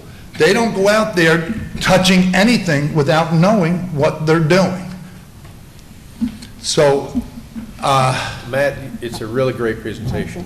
Thank you. Good info. Where do I sign up? But anything and I have some cards here for you. I'm checking to see if I have any more. I do have them in the car. If you guys have any questions on anything and want to ask me on a one-to-one basis, by all means, please do. I'm very passionate about this because I believe in it, not because I represent the union, because I represent that we care about the community because we are the community. Being in the union iron workers, you have to live in the Hudson Valley region or you cannot be part of our membership. We believe in everything local. Thank you, sir. Pleasure to meet you, and I would love to have your card. Thank you. Yes. Louise? I just want to thank you again for coming. I just want to make one note. I know we try to be bipartisan here, and wherever anybody's opinions are, Sue Serena or whoever, the person who's running against her, who was Tommy Zerlhelen, I think, union also. I mean, no matter what we are, Republican, Independent, Democrat, like you just said, we're all part of the same community. We have family members that are in the union, so we appreciate the fact that you came here and explained it to everybody and what you do for us. And I want everybody to know, the unions do not vote partisan. We vote issues. If you believe in local labor, we believe in you. That's it. Thank you, Matt. Yeah, Matt, well, just you got a card? I was proud to vote for the PLA and apprentice program in our first year in office with Louise, Councilwoman Gadsden, Bardini. It was a great thing to do. People watch these meetings and say, oh, these people that come up and speak, they bother you? They don't bother me. What bothers me is when the residents come to me and say, hey, this water pipe, this electrician, this concrete is cracking up, all these quality of life issues that happen because these people are not using good union labor, and it's cost them more money in the long run. Mr. Supervisor, that's a fantastic point, and I'm going to go back to BOCES, and I'll just revisit that for a second. I know I've taken up far too much time of your time. But, so the ironworker crew came from New Jersey, all the workers, the outfit, and it was open shop. And I'm not beating up the open shop, but they're not trained as we are trained. So it ended up, we didn't get awarded the job. But there was so many things done wrong, and the inspectors found it wrong. They had to fire that company. Our company had to go in, and now it costs BOCES more money because we had to fix everything. And we had to fix it not because it was just wrong, because it was dangerously wrong. That building could have came down. It was so bad. And now, and one more quick one. Over in Montgomery, Cardinal Health, over there. Now, that's not a public entity. It was a private job, and they opted out of the IDA money, they had no tax abatement. So they went in there and they brought a company from down south in. We went in there, the inspector, again, thank God for New York, does have good inspectors. They go in there and they find that, and I know a lot of the people in the room aren't going to understand this, but you have your columns that hold up the top of the steel. Then you have bar joists or beams that go across. All the decking, which is the roofing, the decking, the steel decking was welded down to the bar joist. But the bar joist was never welded down to the beams. A good storm, the whole thing would have went over. Every column in the thing was off by about 6 inches. So the columns were going up like this, already leaning the whole job. We had to go in there, and they cost them a ton of money because now we had to support everything and bring the whole building back. It was unbelievable. And they should have just did it right the first time and hired local labor. Exactly. Can we get a picture of you? Yeah, of course. Please? Come on, guys. Where's this one gentleman here? I stole this guy.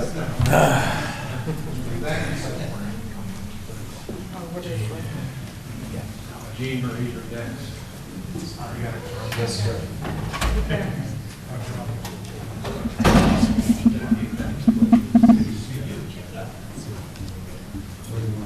Right in the middle. John, how are you? I have a nice sandwich. Yeah.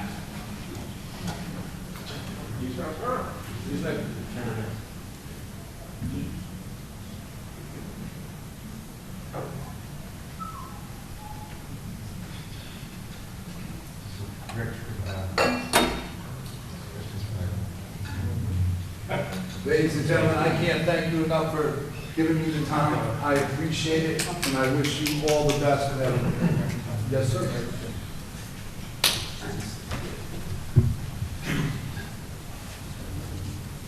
And to the audience, thank you for putting up with me.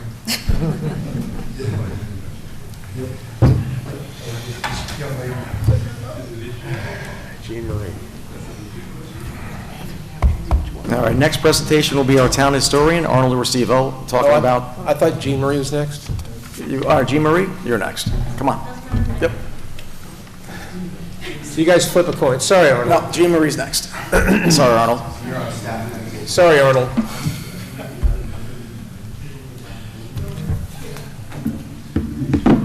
Good evening, everybody. Thank you, Brian, for inviting me here tonight. I'm going to go over, well, let me start by introducing myself. Sorry, it's almost my bedtime, so I'm... Me too. Jean Marie Niebuhr, Deputy Commissioner at the Dutchess County Department of Behavioral and Community Health. I'm also here with my colleague, Anthony Ruggiero, who's the Assistant... My neighbor, by the way. Assistant Commissioner at DBCH. I'm going to just do a very brief recap of what I discussed last time, which is resources for mental health and substance use disorder across the county. And then I'm just going to introduce a few new items that we have going our way. So the Stabilization Center is a 24-hour drop-in service for anyone in Dutchess County for any type of mental health or substance use situation. So if you need connection to a service, if you're struggling, if you're in crisis, any age, any ability to pay, anyone can just walk into the center 24 hours a day and get immediately connected with assistance. It was the first of its kind in New York State, and now it's being replicated across the state. So we're very proud to have it here. It's a wonderful resource. And I will also mention that more than 50%, during the school year, more than 50% of the people who come into the stabilization center are under the age of 18. So many children are being served at the stabilization center. And that's something that we're very proud of. It means that people know about it, people are using it. Of course, it also means that our children are often in crisis, which is another conversation. I'd also just like to quickly talk about the Dutchess County Helpline. For many years, since 1977, the helpline has existed. It's, again, a 24-hour service staffed by mental health professionals. Never closes, always open. And it recently became 988. So now you don't have to remember a 10-digit number anymore. You can now just call 988, and you will be immediately connected with the same exact people who would have answered that local helpline in the past. Nice and easy to remember. We also have a mobile crisis intervention team. So if you can't get someone to come to the stabilization center and they're in crisis and they need support in the place in which they are, you can contact the mobile crisis intervention team by calling 988. That team is, as it's named, mobile, and can go out into the community and assist people where they are. This includes students in our schools, and this is across the county. It can also, they go to people's homes, they go all over the place, businesses, etc. I just want to also encourage everyone to download the Dutchess County Helpline app, which has a tremendous amount of resource available, including providers across the county. Thank you, there it is, right on the You phone. educated me about it. It has a lot of resources available. It has information on trainings that are going on and all different types of resources for all different types of problems. Coming up and getting started now, I just want to quickly talk about some new things. The Empowerment Center is going to be located at 230 North Road in Poughkeepsie. That is the mental hygiene building. It's a county building. It's also where my office is, if anyone ever wants to come and say hello. The Empowerment Center is a place for people in any stage of recovery from substance use disorder. They can come and meet with recovery coaches.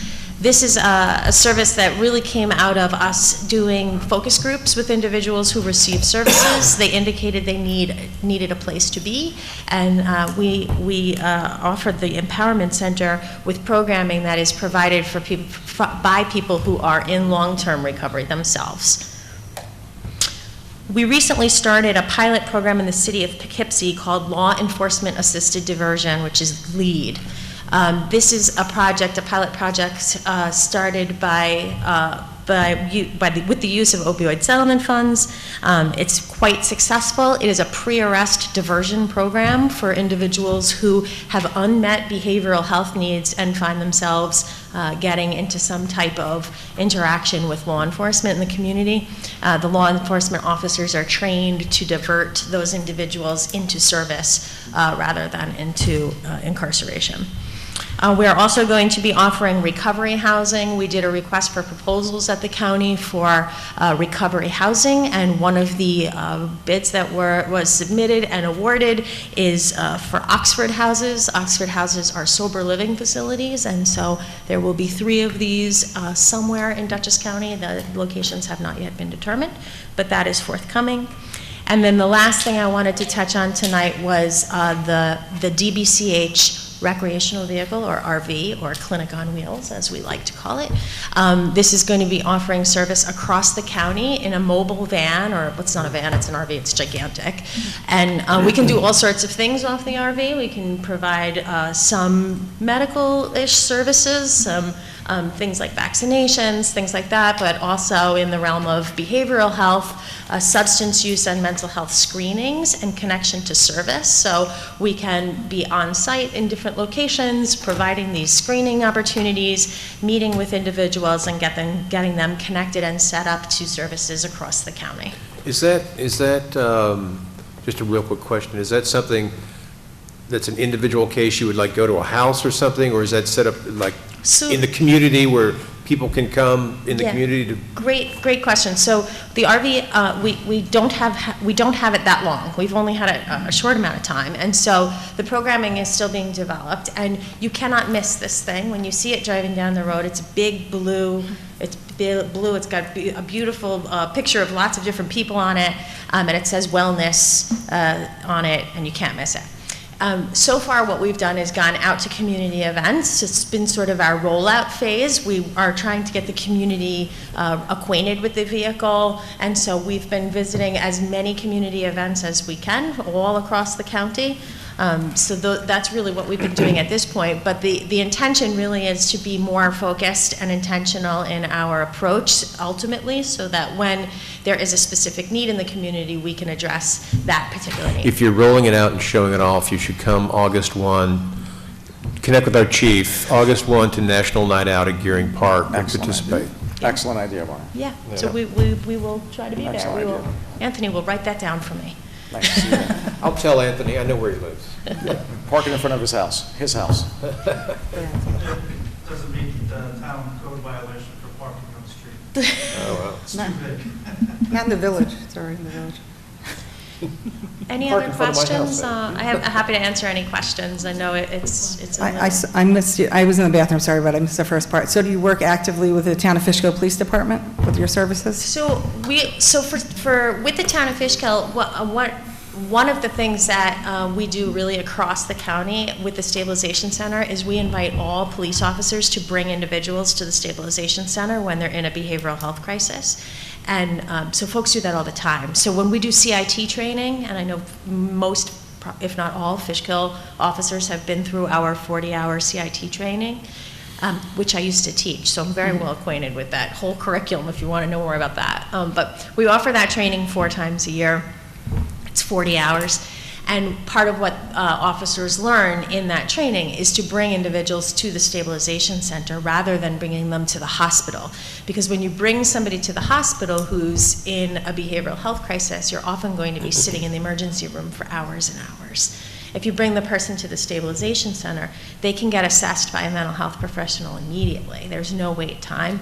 And at that point, the individuals at the clinicians at the center would decide whether or not that person would need to go on to another level of care, or if they could stay at the stabilization center for up to 24 hours and then be connected with some type of care in the community. So yeah, and also with the Town of Fishkill Police, not only do they come to the stabilization center often, but they're also partners in various other things, and we've worked with them in projects, especially around Narcan distribution and some of our opioid reduction efforts as well. Thank you. Thank you Russ. The Stabilization Center, I'm sorry if I didn't mention the address, it's 230 North Road in Poughkeepsie. So it's, if you can think about where Mid-Hudson Regional Hospital is right on Washington Avenue where that main entrance is, it's pretty much right across the street from that, the entrance to the county building there. And then when you come into the parking lot, you actually have to go around the back of the building. It has a separate entrance in the back. It is 24 hours, yes. Absolutely, it's 24 hours a day, and they never close. Is there a phone number, just to say? There is a phone number, but I would recommend calling 988 if anyone is interested, just because it's an easier number to remember. And so if anyone is in crisis, the number to remember is 988. Okay, thank you. 988. Thank you very much. Thank you so much, Jean Marie. I really appreciate your time. Let's see that bus on the 1st. That'd be pretty cool. Thank you, Anthony. Now, the great honor will receive our town historian. You're our last presentation for the night. The best for last. And I only have 2 minutes. You got it. So I wanted I wanted to introduce the town board to this event that we're having on August 27th of this year. It's going to be the celebration of the Marquis de Lafayette. It's going to be at the Roundabout Rural Cemetery because there's a monument that's there. We are having it on August 27th of this year because that is the 234th anniversary of when the French National Assembly adopted the Marquis Lafayette's Declaration of the Rights of Man and the Citizen. That was in 1789. Most people don't realize the impact or the great impact that Lafayette had in our history as well as the French history, because at that monument, of course, just steps away, he recuperated from an illness at the Brinkhoff Inn for several weeks on the second floor. Also that it's through his influence with Thomas Jefferson and Alexander Hamilton that we still to this day see the effects of that through our Constitution and our Bill of Rights. Major General Lafayette also, he was a Major General in the Continental Army, which had the distinction that Lafayette more notably led the Continental Army into victory at Yorktown Heights in October of 1781, which led to the end of the American Revolution. So at this event, we're going to have a few different speakers. The keynote speaker is going to be Mr. Damien Laban, who is the Deputy Consul General for the French Embassy, who will be speaking about the impact that Lafayette has had on the American and French revolutions. So it's going to be a great event. I'm hoping that I'll see everybody here. I don't know if you have any questions. I've kind of give you kind of a tentative itinerary. I think that I love your dedication. Only by association have I learned you are been into history for a long, long, long time, and I never would have thought of this until you brought it up. I think it's going to be rather educational. You have the Consul General from France coming up to speak. I know our county executive is going to come, and et cetera. I know it's just going to be a real tasteful thing. I'm very happy. Mr. Chihuly, Brinkerhoff Inn right there is very open to this whole thing and is offered assistance where he can. And I know you and I are going to go see him this Sunday to work out some details. And he's finally on track to get things done and hopefully open up, because I got him a meeting with the county exec. But anyway, my hats off to you, and look forward to seeing this happen. The whole idea is really to make people aware. You know, when people hear Williamsburg, the first thing they think of is the colonial center. They don't think about the small, quaint shops and some of the rich history that is in Williamsburg itself. They think of that, and I'm trying to bring that type of predominance here in the town of Fishkill with the multitude of historic sites that we have. So, good job, Arnold. Thank you. Yes. What resources do you need from the town?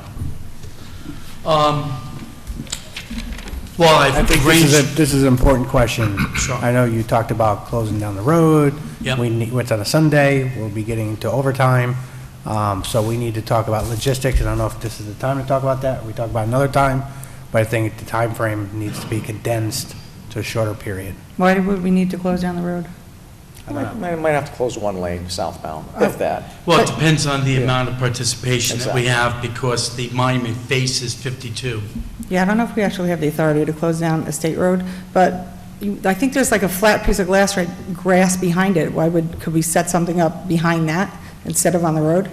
And so we'll do the event behind the monument, meaning that we'll just look at a black. No, I mean like up on the grass, not on the road at all. So it's out of the roadway and out of the. Well, the monument stands 32 feet from the center line of Route 52. Yeah, but I mean, you can talk about it beforehand and then stand up and take a photo. I just don't like the idea of anybody being in the roadway, especially if it's not like closed down. And I do like the idea of the bed and breakfast, maybe. You can make it work? Yeah. Okay, we're good. So Arnold, We're good with what though? Break the whole lane, is that what you're talking about, Ozzy? The chief the police chief will handle it, whatever traffic we need to do. He's aware So of it, is this right? overtime? Right. Yes, he is. We've talked about it, and he is. Hopefully there won't be any disruption, but in case there is, they're going to be there, you know. What time frame are we looking, Arnold? 11 to 12. Well, 11, but we're going to have some of the dignitaries come a little bit beforehand. Okay. 11 to, Well, it should only take about an hour, but of course, we do have some people that are running for office that are going to be speaking, so hopefully we can get it done in an hour. I told you, you got to cut them off at 3 minutes, man.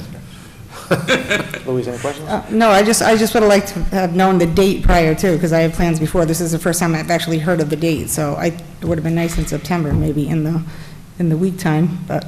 Well, yeah. it was a couple of several dates that I looked at. You know, the day before is the anniversary for the Fishkill Tea Party, which happens to be across the street from the monument. So, I know, I'm just saying, weekends are hard for Yeah. town employees and others.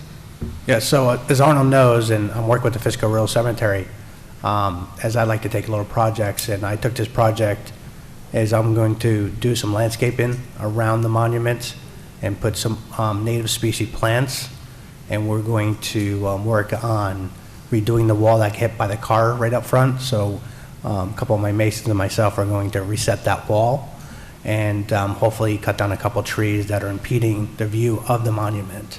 So, and thank you very much for offering to do that.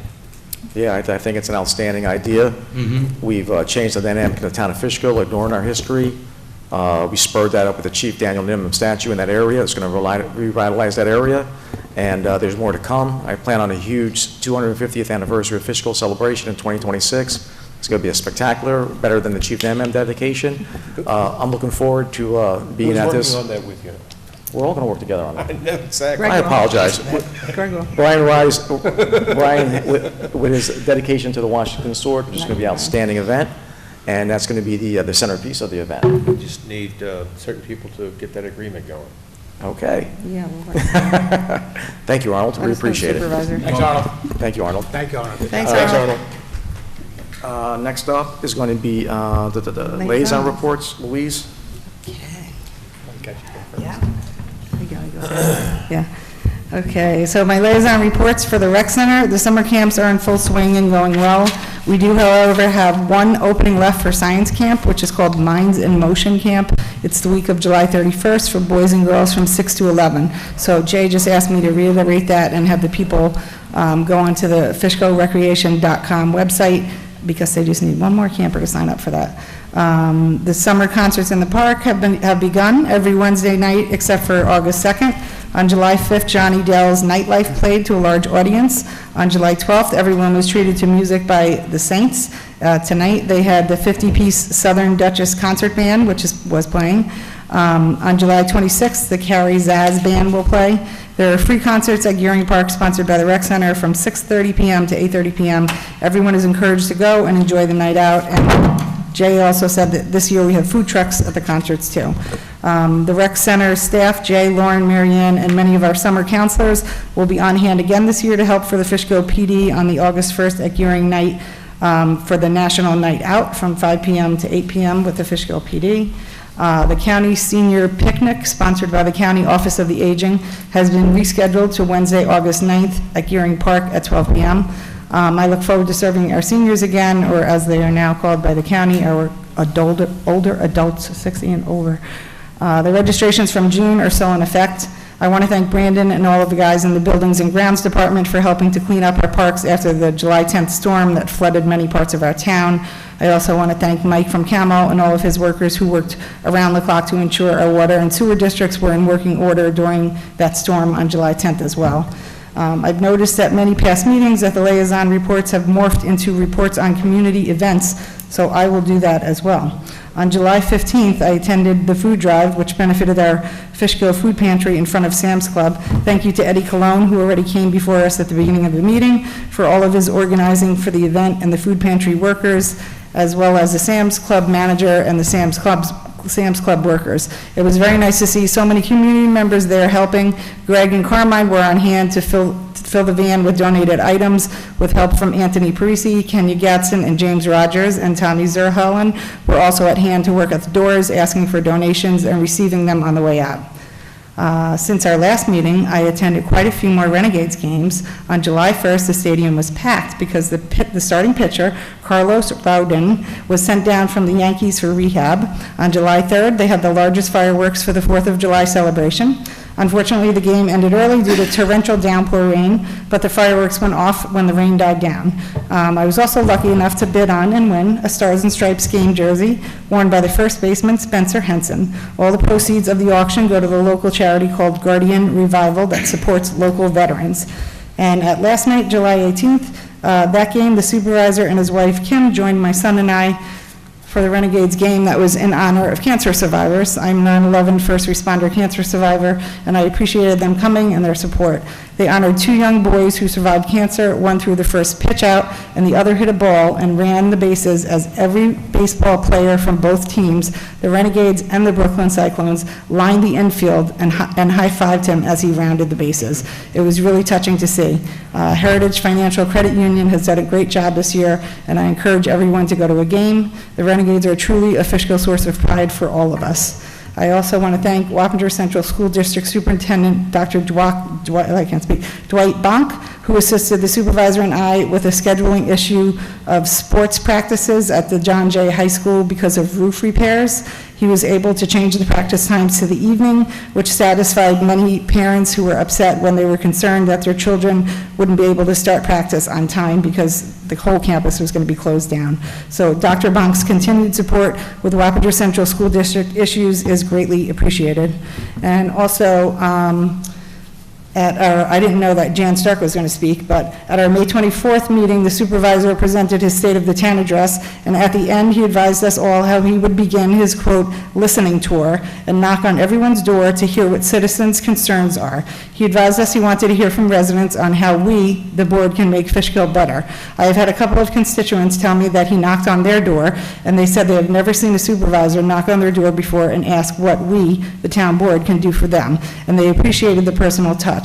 Please keep us posted, Supervisor, if citizens have any suggestions for us to make our town a better place. And for anyone questioning what he is doing, they obviously were not listening when the supervisor spoke on the 24th and said he was beginning his listening tour. Thank you. Carl. Thank you. I'll be quick. I want to thank Buildings and Grounds and the Highway. They both responded to that storm. Yes, our parks got flooded. I don't know if you guys have seen pictures of it. Yeah, it was really bad. We just put in our new Sensory Park, and it got flooded over there, thank goodness. It looks like we're good. We might have to maybe replace something, but all the equipment was installed, like I said last meeting. All the mats were installed. We're going to start doing all the roadways, putting a couple little nice little things that Louise and I talked with Brandon from Buildings and Grounds. Now we're working on striping the pickleball courts. The painting. And we actually got a better price, by the way. Yeah, that's good. I had 2 residents today asking me when those were going to be open, so maybe you could, if you know. Soon. Yes, soon. I'm hoping within a month. More floods. We're hoping, the weather, it's been very bad with the weather, so we're trying to work on getting those parks open. We're also over at Garing Park, we're working on redoing the tennis courts over there, too. So weather dictates. A couple things that the supervisor and I are working on is we're looking for the future. We're talking about maybe doing some heavy-duty blacktopping of the parks next year. So to be continued on that. Excellent. Good job. Sunday, June 25th, I attended the breakfast at Roundabout Fire District. Wednesday, July 5th, I attended the first Music in the Park event of the summer at Garing Park. Our rec director, Jason Mayetta, was there, and it was a fun night. Saturday night, July 8th, attended the Dutchess County Volunteer Firemen's Parade in Millbrook. We had members from Chelsea, Glenham, and Roundabout Fire Districts all participating. And just this morning, I attended my first contact breakfast as a new member of the Dutchess County Regional Chamber of Commerce. Our colleague, Councilman Rye, attended as well, as he's already mentioned, and the guest speaker was New York State Controller Tom DiNapoli. I've also had conversations and meetings with various town employees, attempting to resolve some unresolved matters. Right. Okay. I am proud to announce, I probably got this information before you because I'm a senior citizen. But on August 9th is the Senior Citizen Picnic, rescheduled from when it was canceled because of all the smoke. It will be starting at 11 o'clock, and it's, of course, in Gearing Park. I was at the Rombout Breakfast also just recently. Also attended the first concert in the park by the rec center. Jay Mayetta, my goodness, that whole thing is just such a delight. It was very hot, but a lot of people were out there, and it's just a really, really wonderful thing that the town does for its citizens. I did a tour recently of the Dutchess Regional Airport. The purpose, it was sponsored by Think Dutchess, and I'm on the Think Dutchess Marketing Committee, EDAC, Economic Development Advisory Committee. And they wanted to show off the facility. I think a lot of people do know that they have, Dutchess Community College has training out there for people who want to be a pilot or people who want to be an airplane mechanic. And it's state-of-the-art, it's fantastic, and they're getting students from just all around the state, even from the city coming up. It's really worth looking at it for a career. There are kids that are graduating, taking the 1 year, I say kids, because, but anybody can retool and start over in a new career, but there are people taking the 1 year crash course in airplane mechanics and are being hired right away, usually at $50,000 a year. That's pretty great, so it's a great opportunity. I recently toured the Center for the Prevention of Child Abuse, very, very dynamic programming, and of course an investigative side, and it's very, you know, this children's abuse is an evil, and it's really prominent because of a recent movie. It wasn't the reason why I went. I just had kept running into these people and said I want to learn more about the facility, and it was very, very, very eye-opening. Very proud of our police officers and the emergency personnel that we awarded today. Also at the Sam's Club food pantry collection. And Carmine was there, and Sue Serino, and Mayor Martin, and many others. It was well done, and I will say that I wanted to say this to Eddie Colon. He was here. My goodness, he just gives so much to the community. He's got such a big heart, and he's immensely bipartisan. As I told him, hunger doesn't know a political party, and we all are happy to be involved in helping. Yes, was at the breakfast this morning. Met with Krista Hines at Hudson River Housing. There are a number of programs that I hope to have her come and talk about at next month's meeting. All right. Presentations, I'm clear. Next up will be discussions. Discussion of resolution authorizing preparation of shared service agreement with the Village of Fishkill for striping. Louise, we have any update on that, please? So you asked me to contact the mayor from the Village of Fishkill, which I did. I believe they're willing to and want to work with us, but she just needs a number. So once we come up with a number of how much it's going to cost, she can bring it back to her board and create a resolution. So if we can like get something concrete, I can give it to her. Write that down for tomorrow. Let's find out what it costs. Can we approve up to like 10 grand? I thought we approved a cap at 10K. Us, for 10 grand. Well, she wants to know the total price. Yeah, she wants to be able to say to her board, it's going to, whatever it's going to cost. All right, let's go. If I may, I think Dean Schofield, he's a trustee too in our highway department. I think he might have the numbers. So. Okay. You get that Or one. contact Mr. Schofield. No, Dean.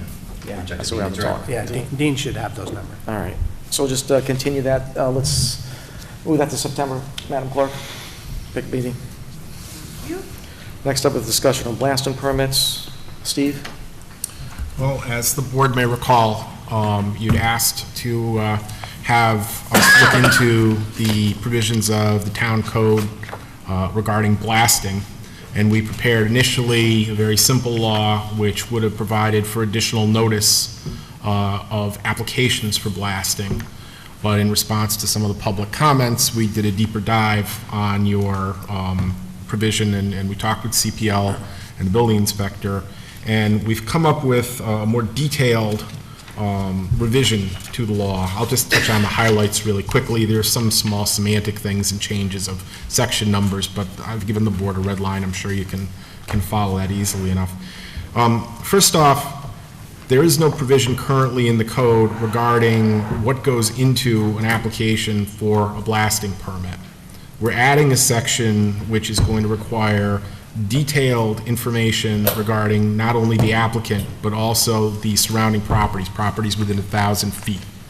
So that the applicant is going to have to not only list the properties within 1,000 feet, but also provide a list of any structures and improvements on the property. It doesn't have to be detailed, but it does have to say there's a single-family dwelling, there's a garage, there's a pool, whatever there may be on the property. We've also added a provision which loops in the town's engineering consultants, so when the fire inspector gets an application, he has to forward it on to the engineer to get an engineering report in regard to that. We also include, of course, as I said earlier, the provision that when the application comes in, notice goes to the surrounding properties within 1,000 feet, and the fire inspector will not issue the permit until at least 10 days have passed since the mailing goes out, so they can get input from surrounding properties as to concerns that they may have over whether it's buried utilities or it's some issue with their particular property that they want looked into. Appropriate conditions can be imposed on the permit by the fire inspector. We've added, there was already a notice provision as far as conducting the blasting, but this expands on that, rating it out to 1,000 feet and requiring certified mailings to be sent out before the blasting actually takes place.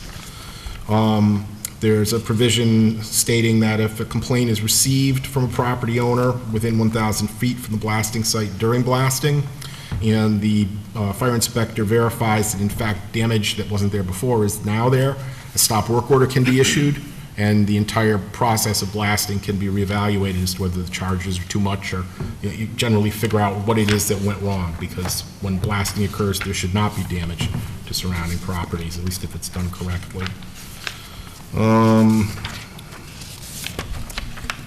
We added a provision, it's common law that blasting is considered a hazardous activity, and anyone engaging in it is strictly liable for any damages. But it's nice to have that codified. Other municipalities do, so there's a section added to your code spelling out that anyone who engages in blasting is strictly liable for any damage to properties resulting from it.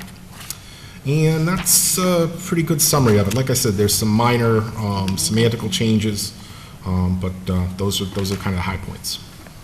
You guys okay with putting that in consent and moving on it? Well, I had just asked earlier if we could add, I think I asked previously too, Mike from Camel Water Solutions, he had told me that previously he wasn't aware of something, one of the blasting, so we just want to make sure our water and sewer lines are not in any kind of way, so if we can add some kind of line to that. I think what we would do is where the provision is stating that when the application comes in, it goes to the engineer, we would add that it goes to the parties, in this case, CAMO, running your water and sewer facilities. But that's going to require a redraft to the provisions of the local law that you have before you.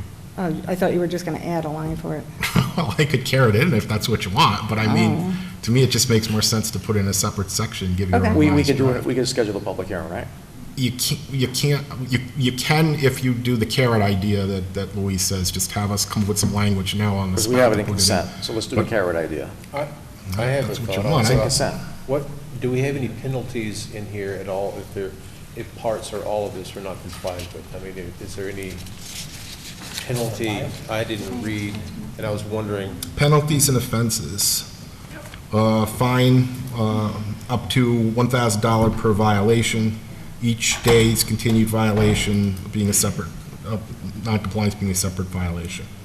In addition, the town can bring a civil action seeking equitable relief, like an injunction. Now that you've read it, I remember reading it. Sometimes you just need a little nudge. So let's just carrot that in there, and let's just start doing public hearings, we have it in consent. Give me half a second here. Okay, so. This would be section 65-7 sub B.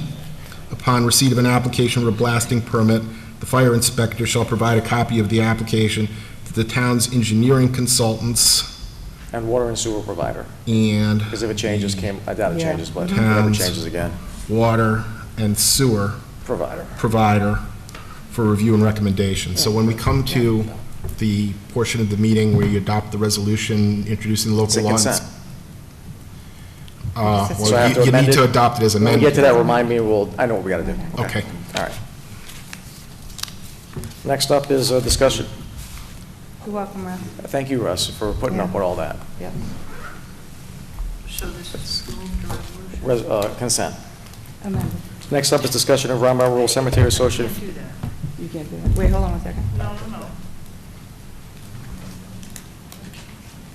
Okay. Okay. Next up is discussion of Round Mountain Mr. Gavin. Rural Cemetery Association for funding request. Do we agree to 1,500? I think we did. I don't know if you see a resolution now.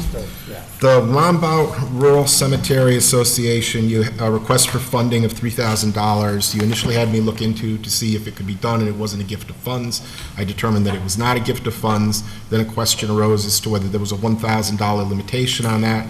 So I did further research, and I found General Municipal Law 165-A, which says, any municipal corporation may appropriate and provide funding to a public cemetery corporation as defined in Article 15 of the Not-for-Profit Corporation Law. So you clearly can do it. I have found nothing indicating there's a $1,000 limitation. I even emailed the Association of Towns, and they say they're not aware of any limitation on it. So if you want to give them $3,000 or whatever portion of it, you're free to do it. What do we have? How much, two? What Two? did they say, man? All right, two good? 2,000? Whatever you want. Okay. I'll have that as for resolution next meeting, 2,000, okay. Is it going? Follow up with me just in case I forget. Greg, tomorrow, do a resolution for the next meeting for 2,000 donation to the Roundabout Rural Cemetery. You got it. 2K. I'll borrow language from the last one. I'll pass it by to Mr. Gallo. Okay. Next up is number 4, discussion of financial disclosure. I think that's just discussion. Any comments? Are we on this anywhere, Mr. Gallo?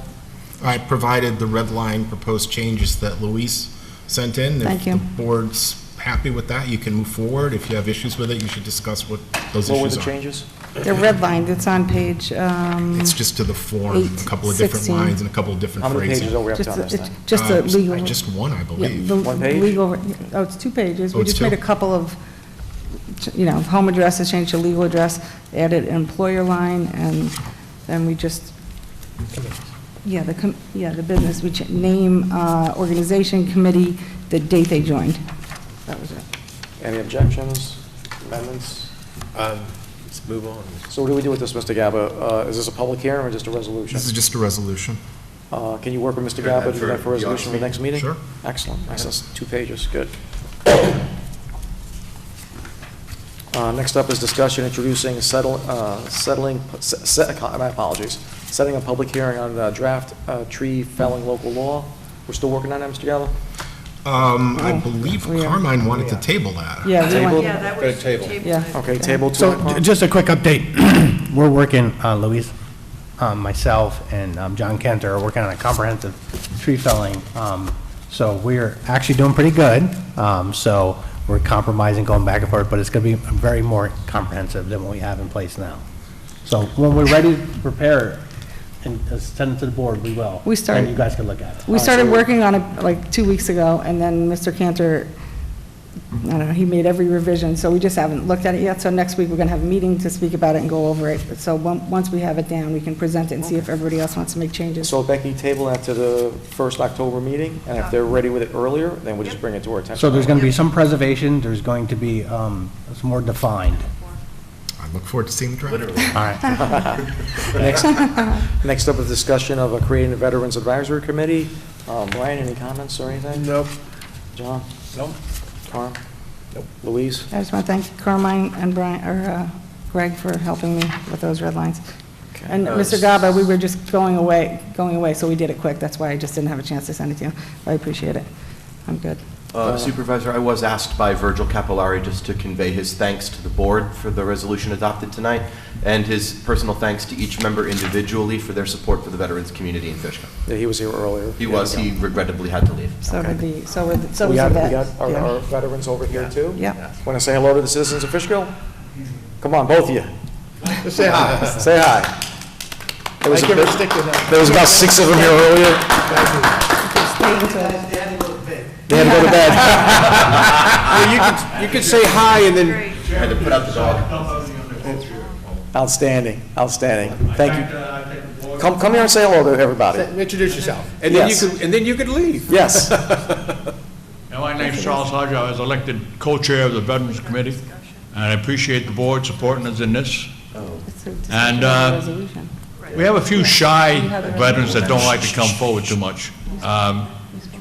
There's a lot that we have to do for the veterans that nobody really knows about. Like, I know that the councilwoman has done a lot for the veterans.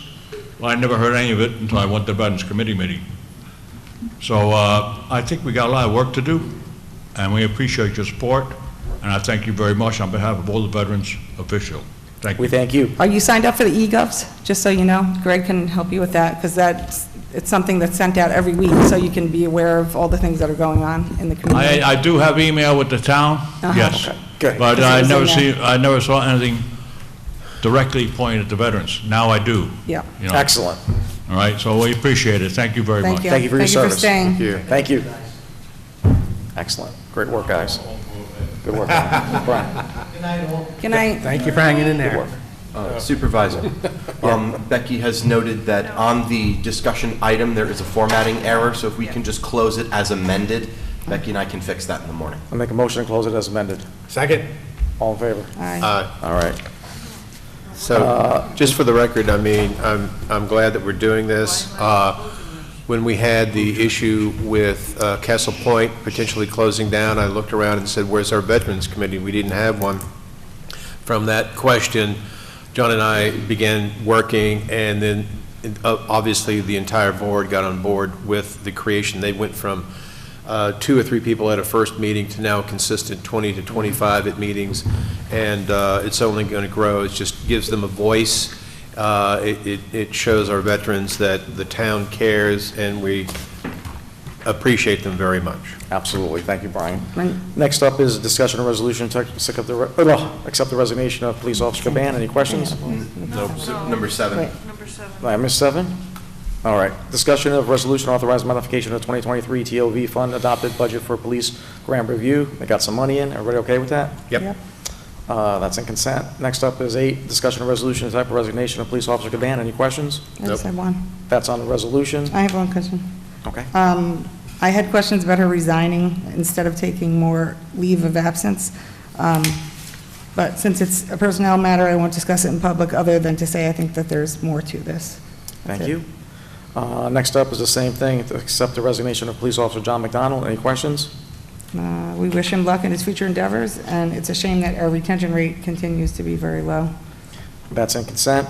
Number 10, discussion of resolution to authorize issuance of a request for a proposal for Brickroff Merritt Water Main Interconnect Project.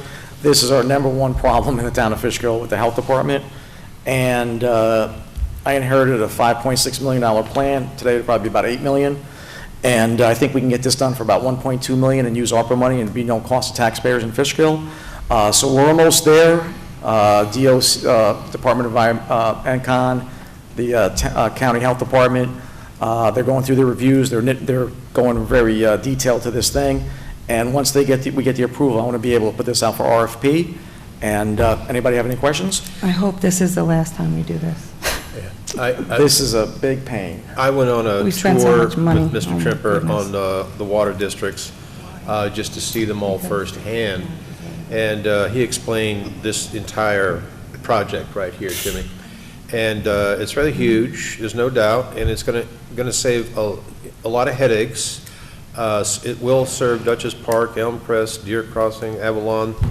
It's going to serve a lot of people, so this is a very important piece. Yeah, and we're going to do it instead of, like I said, $5.6 million. I'm hoping 1.1, 1.2, And, people say to me, hey, what are the things that bother you? And it's certainly not people coming to the podium trying to get some cheap shots at me. This is the stuff that bothers me. This is something where, when you're working for the citizens of Fishkill, you got to figure out, there's a lot of people that can't afford to live here anymore because of the gentrification.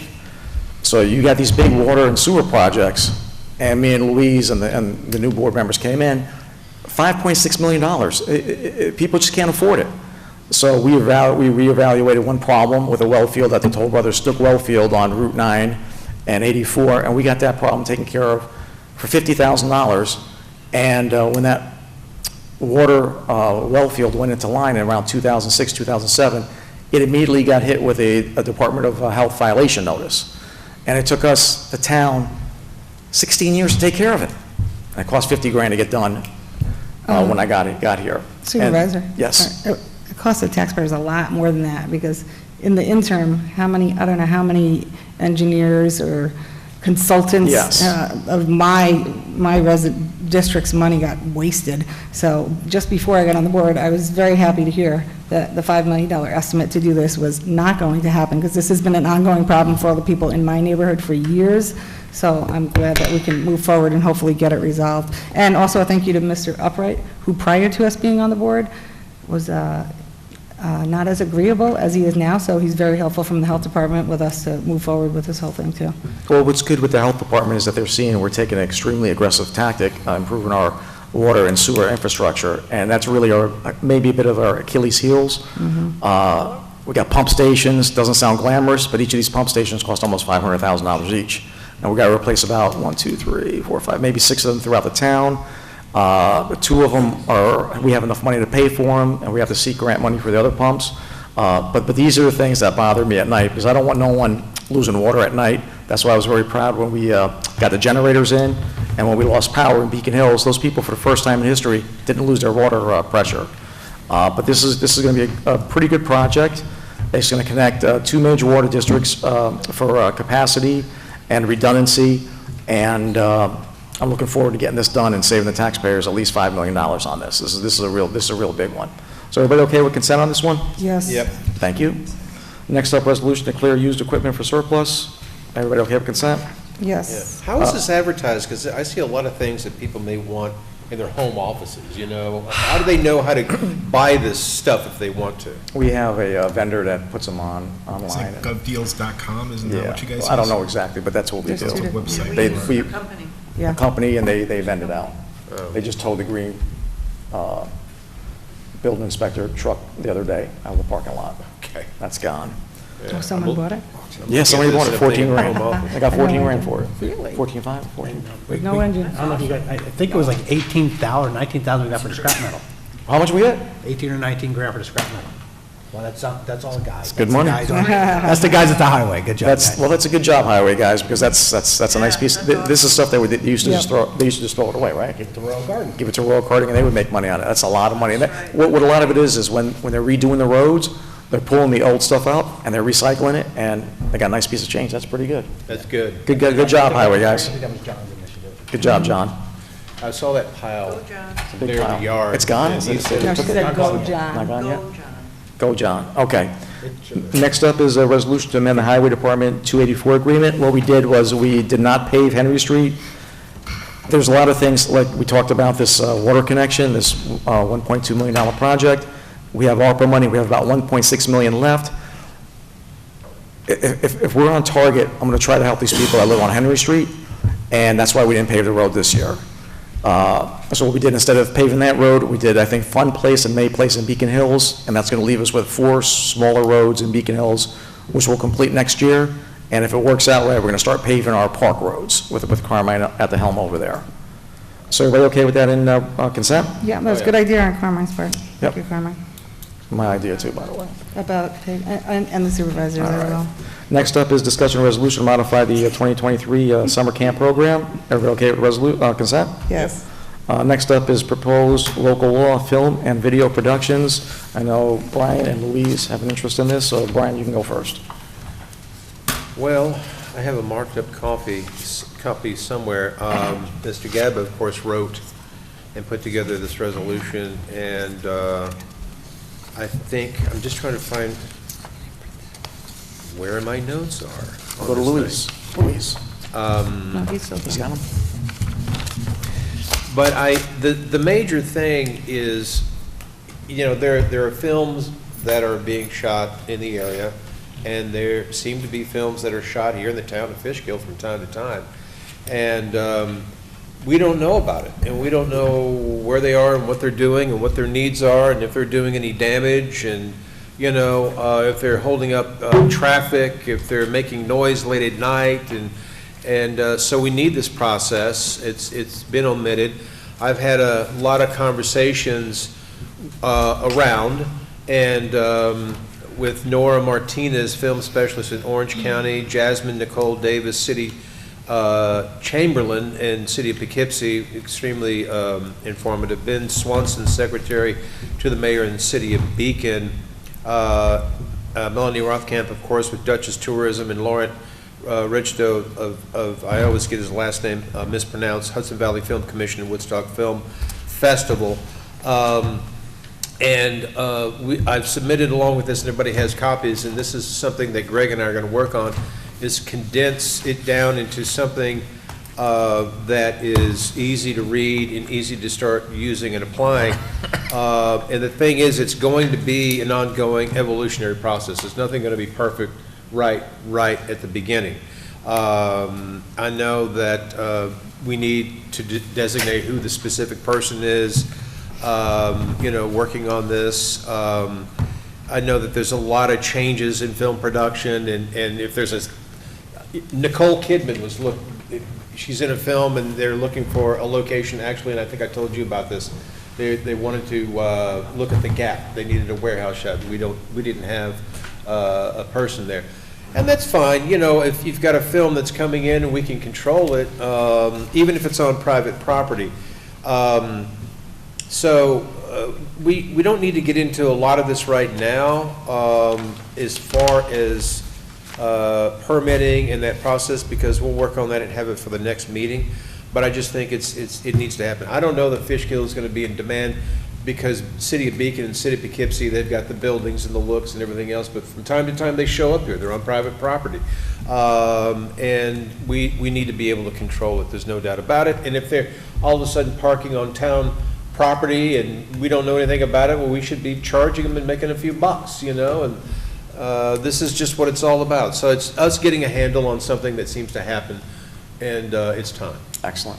Councilwoman? Well, I think I probably looked up most of the ones that you looked up, Brian. And I agree with you. I think we need to create some kind of a fee schedule, because most of those other towns have fee schedules. They go from anywhere from $50 for an application fee and then $1,500 for private property use. It depends. If it's a major commercial production, different from if it's a student, they don't charge. Right. So we have different options from different towns that we can look at. Orange County, I think, was up to $1,500, but hey, if it's a large production and they can afford it, then we should be paid for what our employees are going to be putting into that as well. Plus a little premium. Exactly, I agree. Let's see, I had a couple of questions. When you go over them, Greg, I can send them to both of you. B, where it says, again, I had a question about the legality of the town board having the right to close a road. I thought it was a county executive, but if it is closed, for how long? Will the local residents and businesses have access? C was the fees that we need to, I want to establish them at the same time, so it doesn't go without. You can do that, Louise. You might want to do it by resolution instead of local law. Otherwise, every time you change your fees, you're going to have to adopt local law. Well, I'm saying adopt the local law at the same meeting that you're going to change the fees, so it goes hand in hand. Can we adopt the local law where we can change the fees without changing the local law? Yeah, that's what this one provides. Yeah. And then I think D, it said 6 a.m. to 12 a.m., which I asked Joel, that's beyond our code hours for noise ordinance, so he said 7 a.m. to 6 p.m. Monday to Saturday, and 8 a.m. to 9 p.m. on a Sunday. I just want to make sure we notify the residents or businesses when the filming takes place, because I don't think that happened whenever they did this Without a in doubt, Beacon, and it should be. in Fishkill. And in those kind of hours of shooting have to be watched, unless, of course, it's on someone's private property and they're way, out recessed from anywhere, because not all shoots are going to make a lot of noise, but of course people in trucks and this and type of thing. That's why it's just going to be an evolving, ongoing thing, but we got to start somewhere. I agree. All right, so we'll move that when another month, August meeting? Maybe Maybe the first September meeting? First September meeting? Okay, first September meeting. Thank you, thank you, Brian, thank you, Louise. Okay. Here's my copy with notes, but I'll worry about that later. Save it for September. Yeah, I'll save it for September. Save it for September. All right, discussion, resolution to appoint recreational summer hire. Everybody okay with that on consent? Good. Sure. Discussion of moratorium of self-storage facility development application review. I'm okay with this. I think we got that for Greg, did you print resolution, that right? From Christian, Greg? Which Or one no? was that, I'm sorry? The self-storage public hearing. Oh, yeah. Ozzy, I emailed Christian to ask him, I can't print it out of mine, but he said, we have 3 self-storage units now and 5 pending. Right. How many pending? 5. I thought it was No. 6. Yeah, we got a lot. He sent me an email, yes. That many? There's 5. I think there's like one, yeah. It's ridiculous. I can't. It was well, 4.3 according to Jonathan Cantor. I heard him say that. Well, where was the little one? I was at the meeting when he said that. There was, I don't know, I'll you're pull it right. up in a second, All but he right. said 5, so. So we're gonna be building more than we've had in our town for years. Self-storage facilities and warehouses are the hot items in America, not just Fishkill. Crazy. And it's just getting crazy in Fishkill, and we don't want to get into litigation when somebody's got an application in, but we're going to look to see what we can do after the fact. So that's up for resolution. Everybody okay with that? Yes. All right. You mentioned, I'm sorry, I'm going to just interject this and not get long-winded, I promise you. But I made the remark in the meeting, and I meant to tell our guest, our union guest today, that I would love local people hired if we building a warehouse right here in Fishkill. I would love. Trust me, they want to get in. We need they young want to get, people. They want to get in on it. We need next generation firefighters. It's just amazing how the quality of work is different when they're involved in this. Oh, I know. So. Yeah. I'm so happy to hear all the board members agree with I that. wish that Verizon or whoever it was in the bucket trucks that hit all of our hometown hero banners when they were up, these guys were from like Argentina. They didn't even speak English. I'd asked the trooper to tell them like, hey, you just hit it, so fix it. And he said, I have an interpreter that I have to like Jeez. ask. And then the flagmen speak a different language, so it's crazy. It's crazy. Yeah. All right, next up is privilege of the floor for agenda items. Anybody? Ann?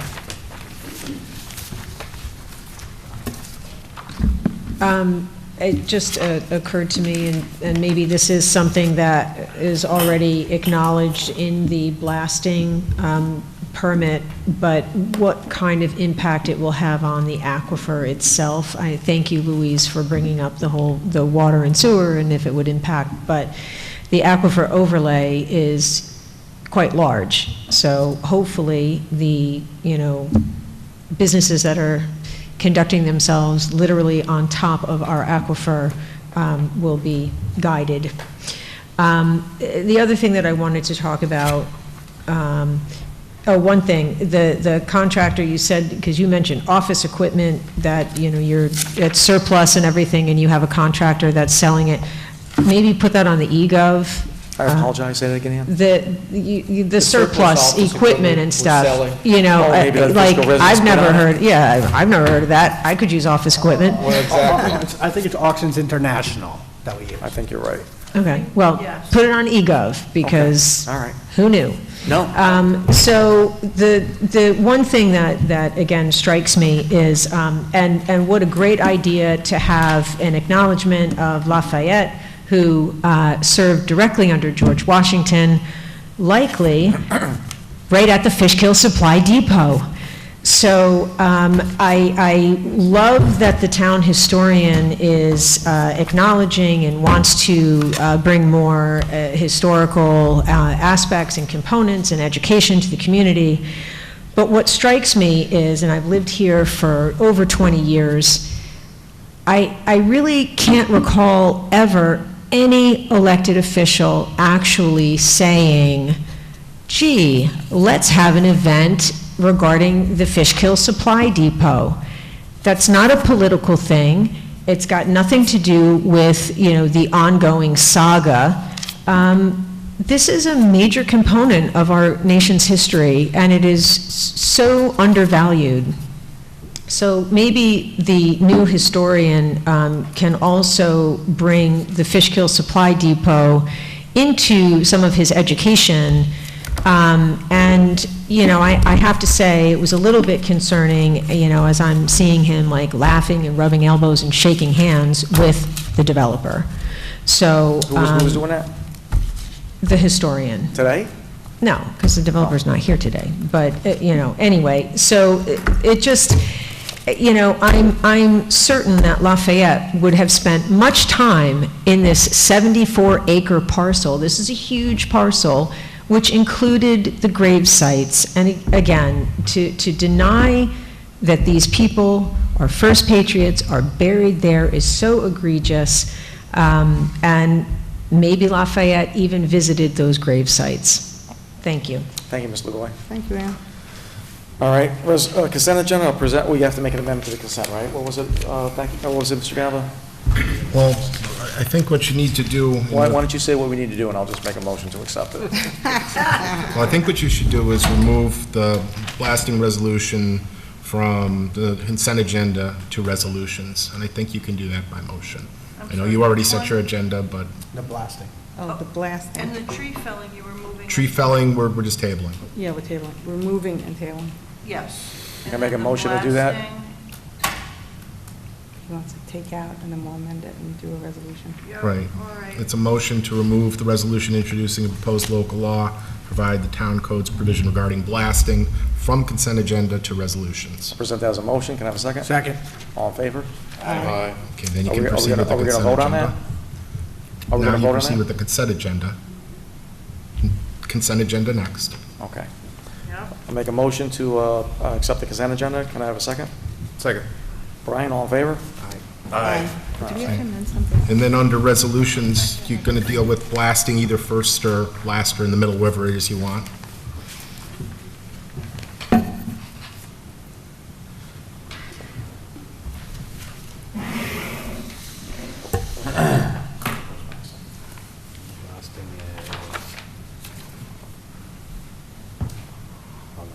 What number? 8487, What number on the agenda? the blasting in consent was number 11 in consent.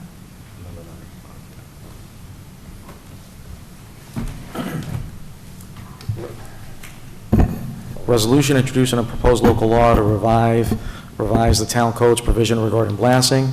ID number 8487, whereas the town board of the town of Fishkill has proposed a local law before it entitled "A Local Law Amending the Town Code of the Town of Fishkill, Chapter 65, Explosives and Combustibles, to repeal and reenact the chapter to revise certain provisions therein regarding the terms and conditions of which make blasting activity is conducted in the town, and whereas in order to consider enacting a proposed local law, it must formally introduce a public hearing and be scheduled and held upon it. Now therefore be resolved as follows: one, that the That should be this language, if you don't mind, Ozzy. That the movement of this resolution does hereby introduce the proposed above local law revised to add to section 65-7B thereof the words, "and the town's water and sewer providers." Gotcha. And then you can go on to 2 and you're set. Water and sewer provider.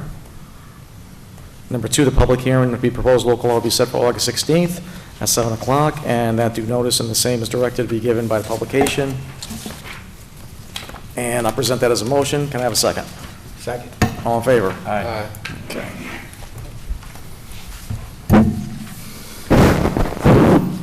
You need the word.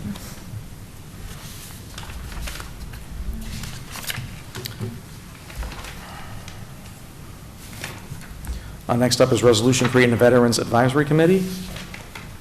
Now therefore be resolved, the town board hereby designates and recreates the informal Veterans Affairs Committee as the Veterans Advisory Board pursuant to Chapter 6 of the Town Code, and that the Veterans Advisory Board shall be governed and shall operate under the rules attached and regulations, and that the town board hereby designates Virgil Capillari as the chairperson of this Veteran Advisory Board. I'll present that as a motion. Can I have a second? Second. All in favor? Aye. Aye. Aye.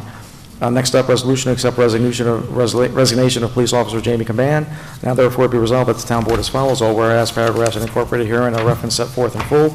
Section 2, the town board hereby accepts the resignation of police officer Jamie Caban effective June 30th, 2023, and further accepts the report from the chief of police that Officer Caban is leaving employment for the town of Fishkill in good standing. Section 3, the town supervisor as designee is hereby directed to take any and all actions necessary to carry out the provisions of this resolution. Section 4, this resolution be effective immediately. I present this as a motion. Can I have a second? Second. Brian, all in favor?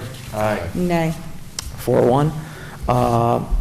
Next up is resolution setting the hearing on local law to impose a moratorium on self-storage facility development, whereas the town board of the town of Fishkill, town of Fishkill has a local law before it entitled the town of Fishkill temporary moratorium and acceptance process and approval of applicants for self-storage facilities, and whereas in the order to enact the said local law is necessary to formally introduce it and hold a public hearing on it, now therefore be resolved as follows, that the movement of this resolution does hereby introduce the proposed local law, and number two, the public hearing of the proposed local law will be set for August 16th, 2023 at 7 o'clock, and the due notice of the same may be directed to be given by all publications and posting. I'll present that as a motion. Can I have a second? Second. All in favor? Aye. Aye. Okay.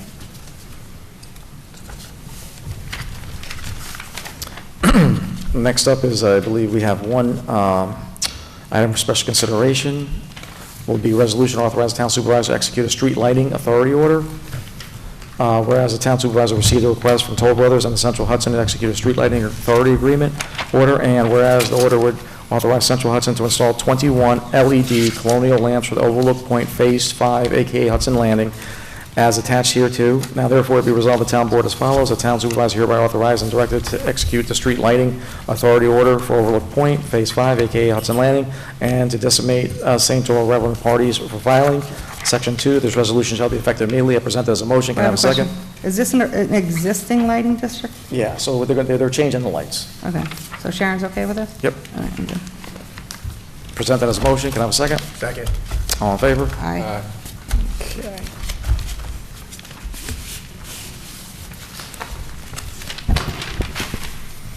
Okay, no items. New and old business. Brian? Oh, my.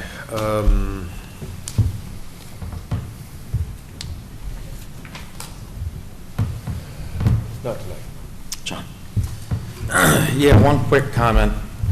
Supervisor used my name during comments made by resident Jan Stark earlier tonight. He stated that Jan was here to support Mr. Foreman. I object to that comment. I don't need anybody to fight my battles for me. You are clearly using the taxpayer-funded vehicle to go out campaigning, handing out your State of this town address and your business cards. When I called the assistant to the supervisor and asked of your whereabouts on one afternoon, Greg responded that Ozzy was on his listening tour. I asked if he was scheduling to meet with groups of people or just handing out his State of the Town address.